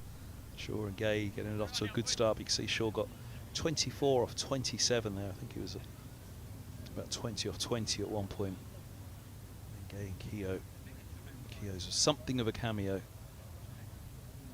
Okay, he's been the mainstay all the way through, and now it's a case of finishing the job. And well, here's a man that's often throwing the ball at the death in white ball cricket for Middlesex, the finisher, the death ball bowler. Helm, can he be the finisher in first class cricket as well?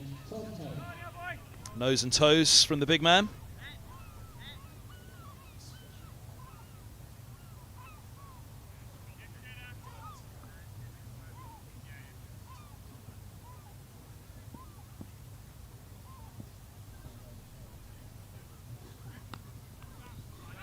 Spot straight away. Helm.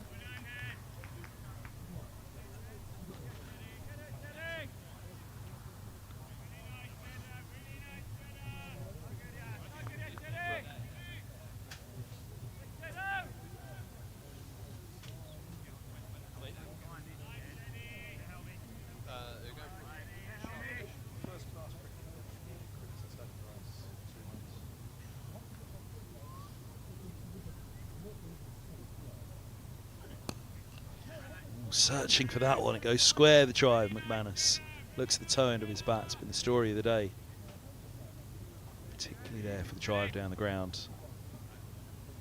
It's got to be right up there, and if it is, then you've got to force it. But unless it's right under your nose, then you can't go hard at it.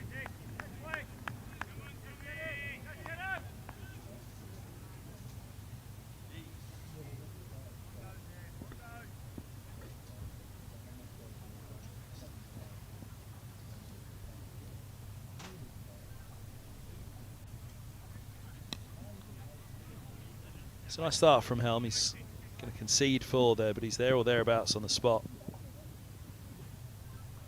As he started this morning when he picked up 2 for 5. To his 3rd over, I think he was.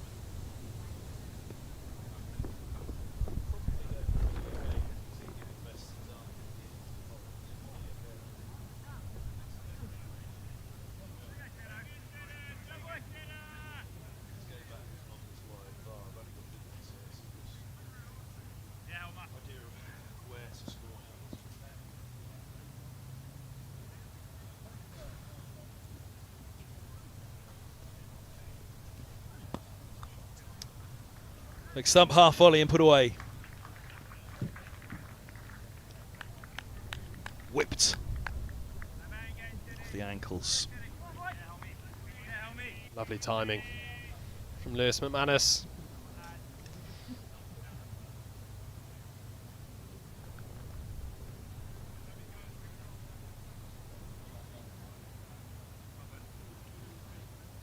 Middlesex won't want to let this slip away too much. It's not going to be easy for them to bat on either, so want to wrap this up.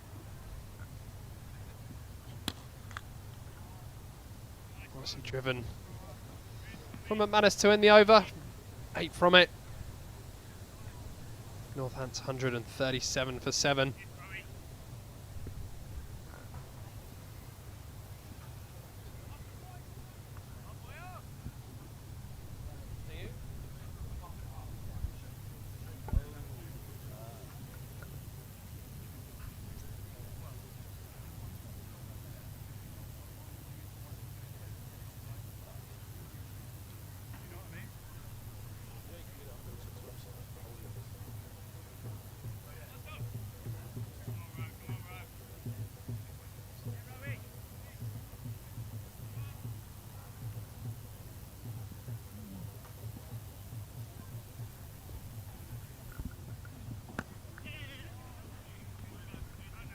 That's a good single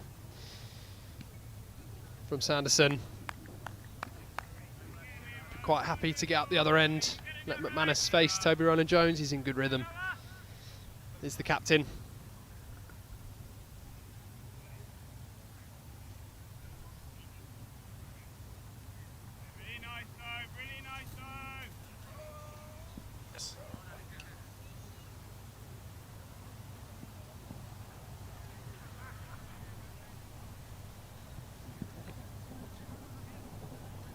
A long way across there again, McManus to get through for the quick single.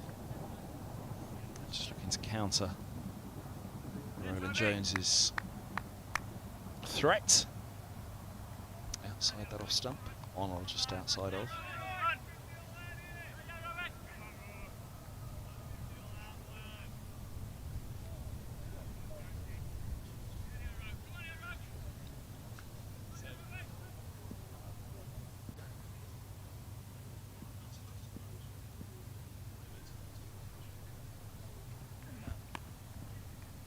Stabbed away.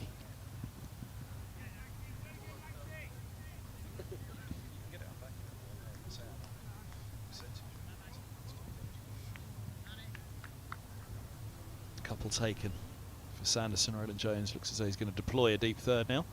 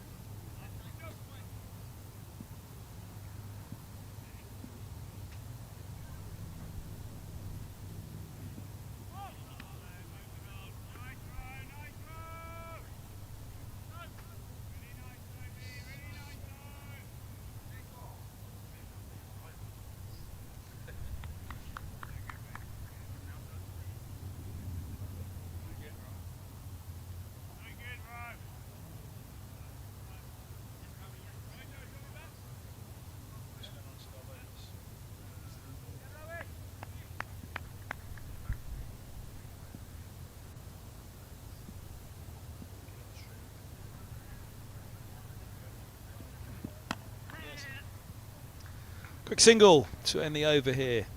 5 coming off it, 142 for 7. This is Northwood School in association with Daffabet, the principal sponsor of Middlesex, up at North Marine Road, Scarborough. 124 for Falls, up and John Simpson, 15 to his name from 39, leading a bit of a recovery there for Sussex as they hold on. Typical John Simpson, back foot defence. 124 for 4.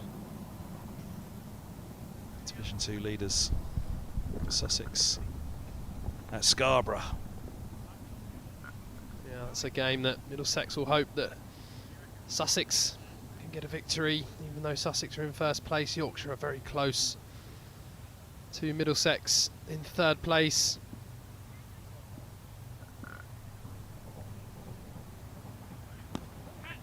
Oh, now the leading edge lobs the bowler. No, we've seen a couple of chips fall short of mid-off and mid-on. It's the first leading edge that goes back over the bowler's head. So close to a third wicket for Helm.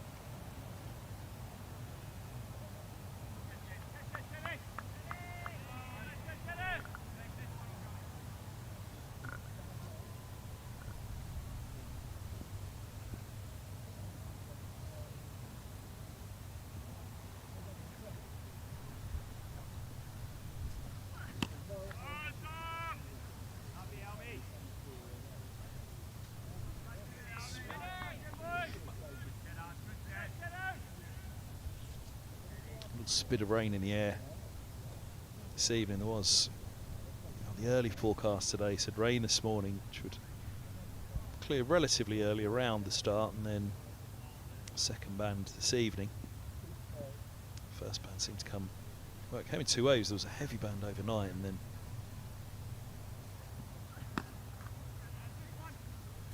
a delay after 10:30 through until the 1:25 start.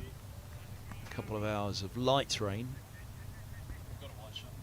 Whether there'll be anything to disturb us this evening, it's certainly coming down at the moment, but not anything that would take them off. That was the real frustration this morning, that for the most part that weather would not have taken the players off.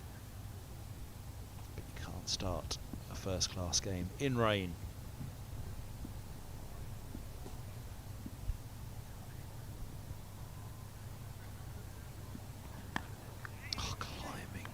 Steepling bounce again for Helm, right into the ribs of Sanderson. He's done really well to play that, actually.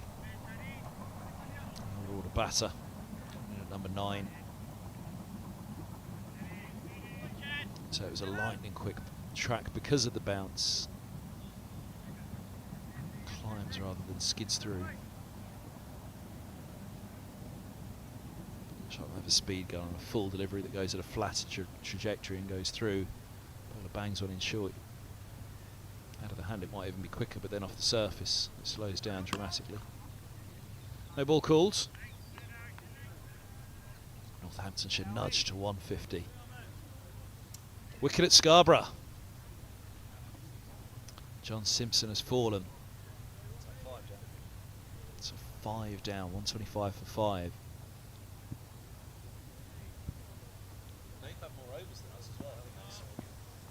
51.1 overs bowled there, so they're 10 overs ahead, but Northamptonshire scoring a quicker rate here.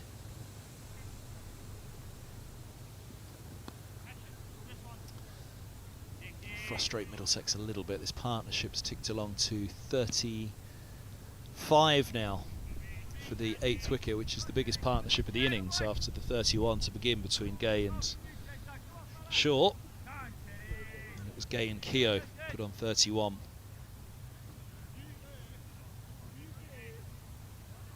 For the 5th wicket. 4th wicket, sorry. No, 5th wicket. Don't doubt yourself, Kev.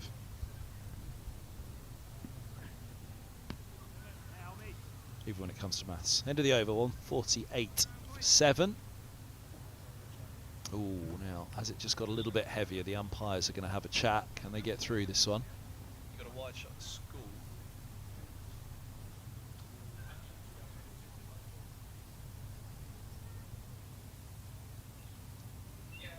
Looks as though we're okay for the moment.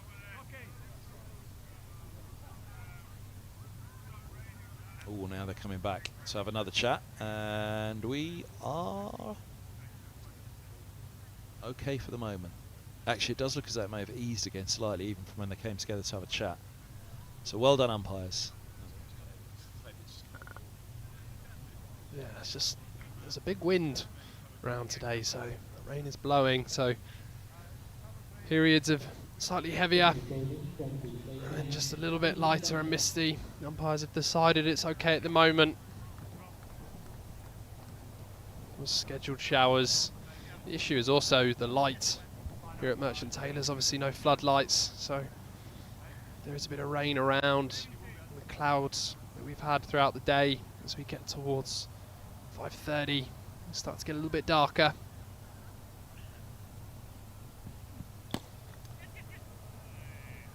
Quick single. It's just got heavier in front of our tent again. Square leg umpires having a little look around. In fact, they're both having a look. You're okay.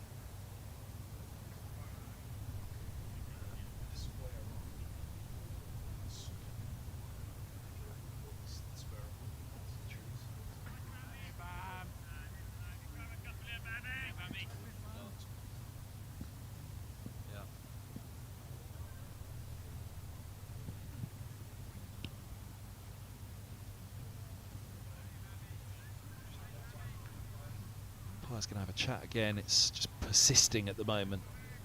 What do they think? It actually feels like it's brightened up a little bit, but they're persisting. Well, the rain is persisting, I should say. Looks like we are off for now. 42 done, 149 for 7. And let's hope it moves on pretty quickly. Looking around the ground, actually, though, all of the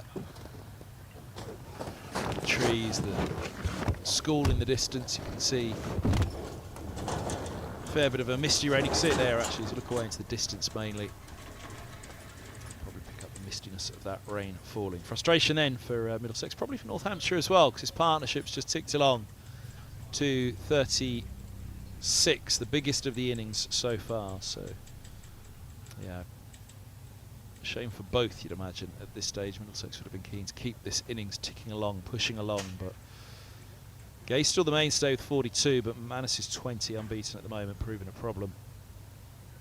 I think all the bowlers will be pretty happy with how they've gone so far, but we'll take a short break here. Then as soon as play resumes, we'll be back with the live enhanced stream from Middlesex, brought to you in association with Daffabet.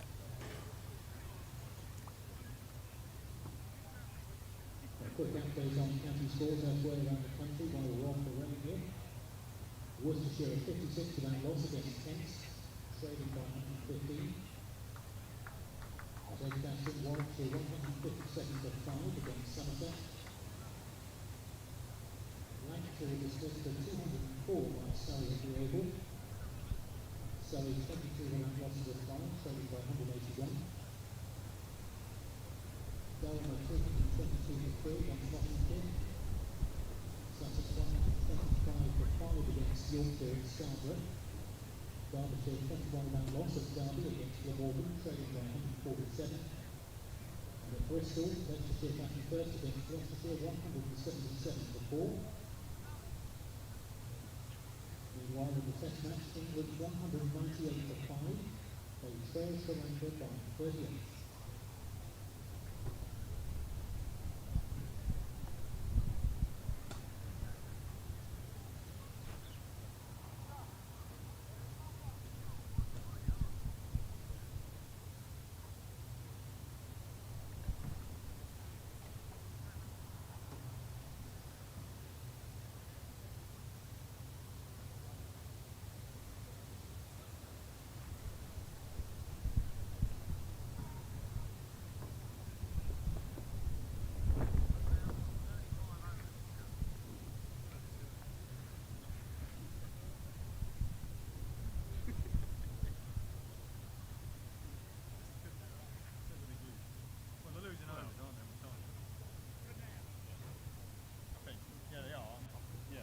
Just keep playing their overs, but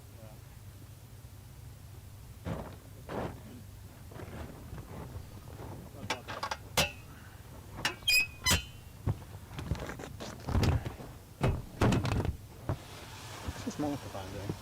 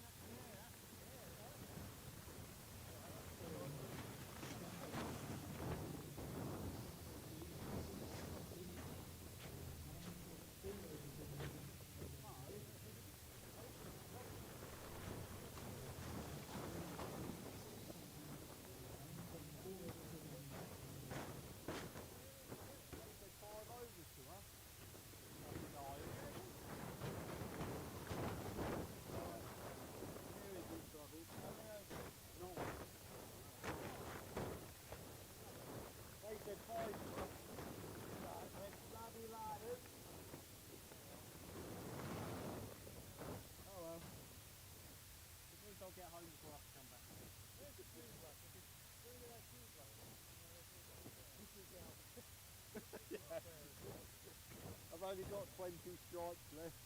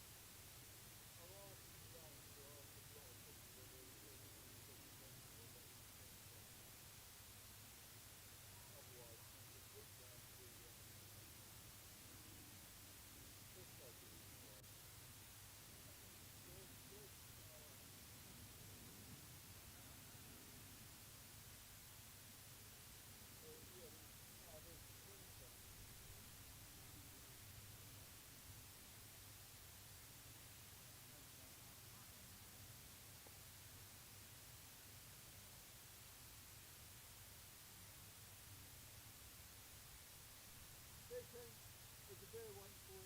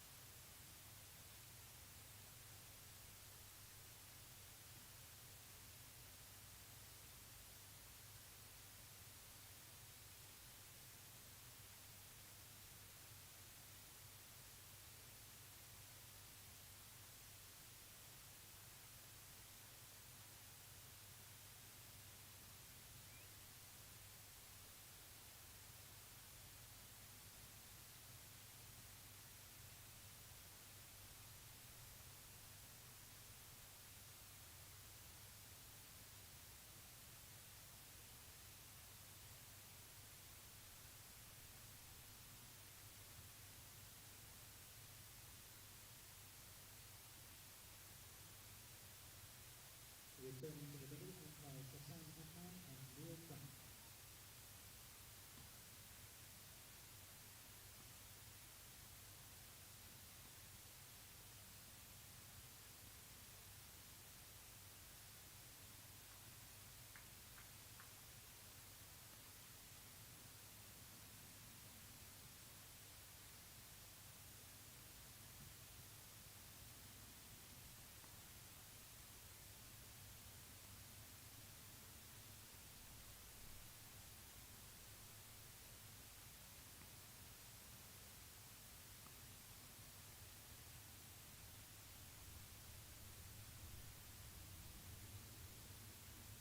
Middlesex in the field, captained by Toby Jones.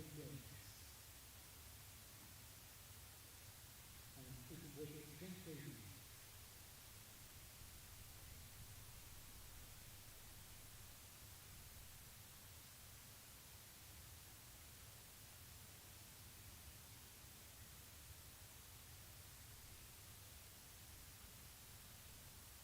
Reviewing the innings for Northamptonshire, Lewis McManus and Ben Sanderson.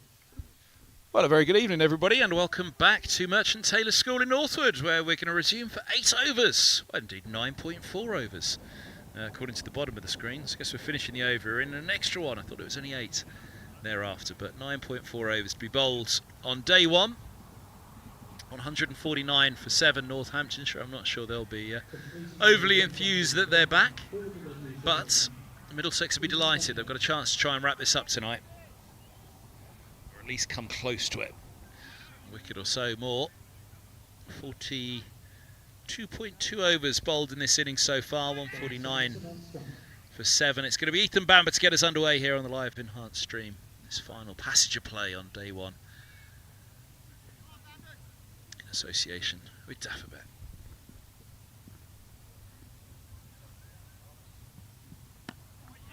Straight onto the spot.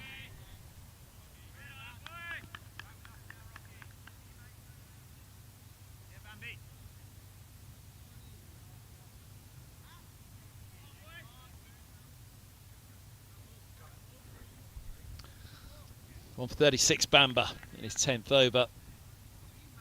Roland Jones leading the way with 3 so far, including Emilio Gay, the highest individual score of the day so far. This is the biggest partnership, though. So Middlesex will be pretty keen to break this quickly. There's another couple.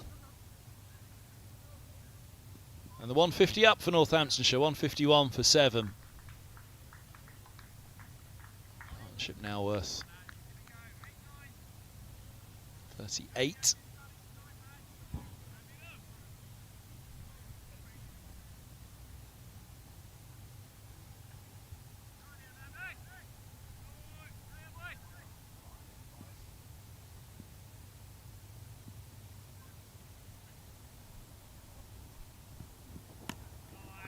See up there again, Sanderson. He's a long way across, a long way forward, but he gets in behind.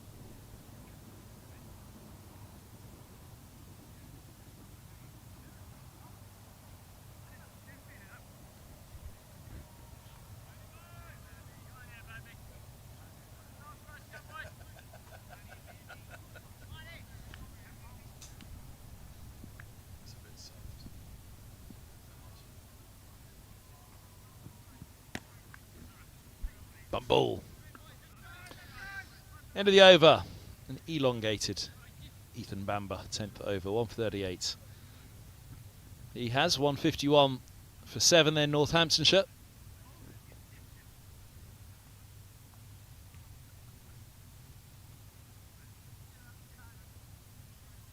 Overs remaining in the day's play. And throwing from the Benjamin Henry Brooks.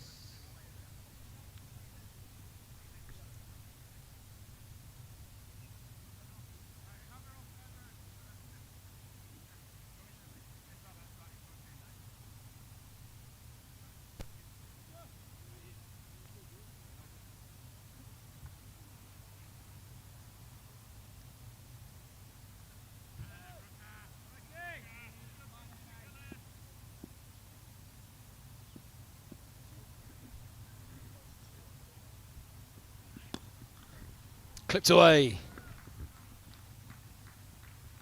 And that will be just about the first boundary. Goodness me, Bamber was kept interested all the way. 155 for 7 it is. Brooks just a little bit too full and straight, and that's ushered away nicely wide of the mid-on fielder.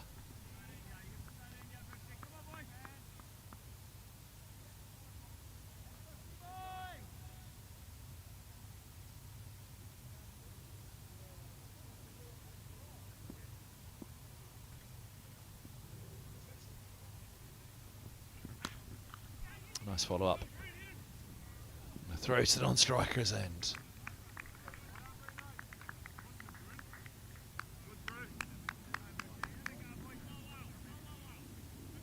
Obviously the want for Middlesex is to try and wrap this up tonight. The danger and the worry will be that these two get in and have a good half an hour or so. And they'll have to come back and do it all again in the morning.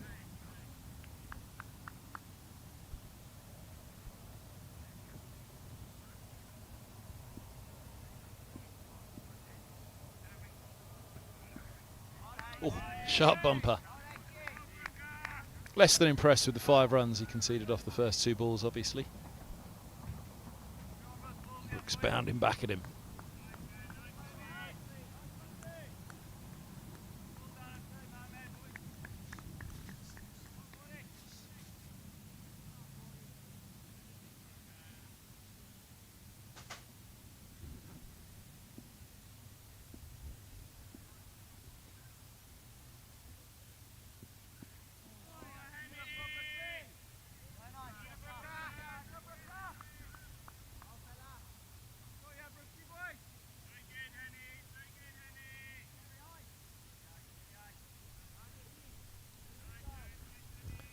The seam out there all day for the bowlers. Brooks in particular from the lake end running up the hill. He's running down the hill now from the Benham end, but from the lake end in particular, that ball seems to be moving away and in off that seam pretty regularly.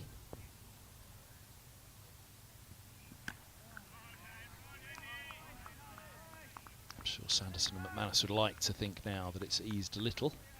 Bamber having a look at it, having a work at it. Roland Jones just in the foreground of the shot a moment ago there. He's elected to go with Brooks. An extra bit of pace against the tail. I do wonder would they consider tonight throwing the ball to Nathan Fernandez or Lewis Deploy.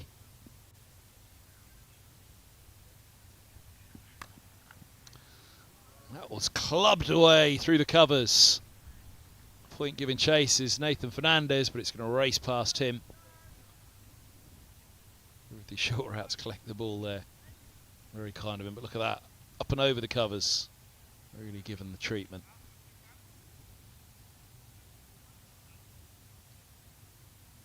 Well, Middlesex would have been desperate to get back out there tonight. Try and move this game along. It's the number 8 partnership now, though, which is worth 47.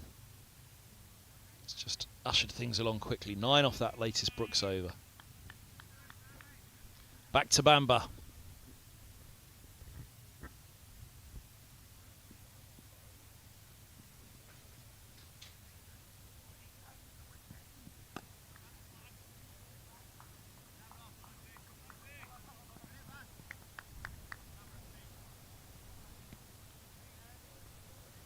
Single to start, which means it'll be Bamber to Sanderson now. 17 from 35. He's had a couple of swings at the ball. It was mainly against Roland Jones, and that ball was moving a bit. 187 for 9 at Scarborough, where they're off for bad lights. Sussex, the Division 2 leaders, taking on the host Yorkshire. That's edged and through. Another boundary. Sanderson's into the 50s. And the partnership is worth 52 for the 8th wicket now. Oh, a third slip. Would have had that second. Not really a chance. Would have had to go as early as imaginable to get to that one.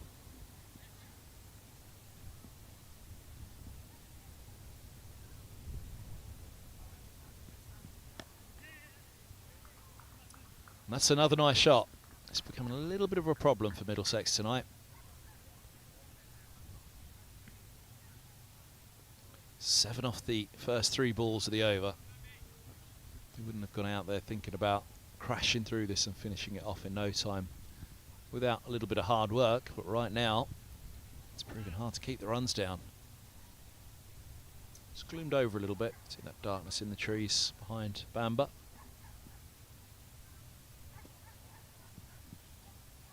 Oh, that's better. Good line, good length. Nips away.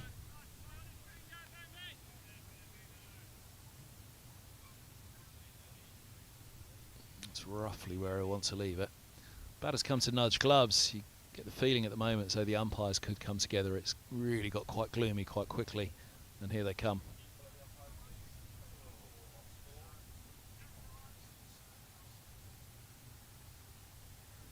Umpires ask for the ball while they have a chat.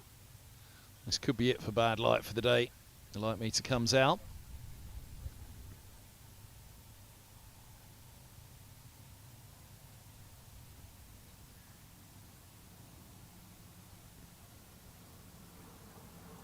And I think that's it for the day. Well, they tried. They got back out there for 2.2 overs this evening, which actually worked out quite nicely for Northamptonshire. They've added 20 or so runs in that time, tick the partnership over 50, and that'll be stumps on the first day here at Northwood.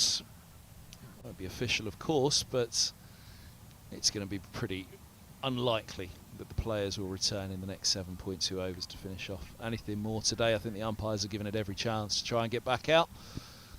Middlesex would have been keen to get back out there, try and make something happen this evening, just try and advance the game a little, but all that's advanced was the scoring rate for Northamptonshire. So 26 for McManus, 23 for Sanderson.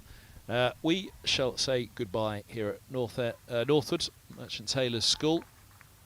At the moment we're off for bad light, and this, well, officially about 2.5 minutes before they can get back out there, and then it is off. So effectively we are done for the day here at Northwood.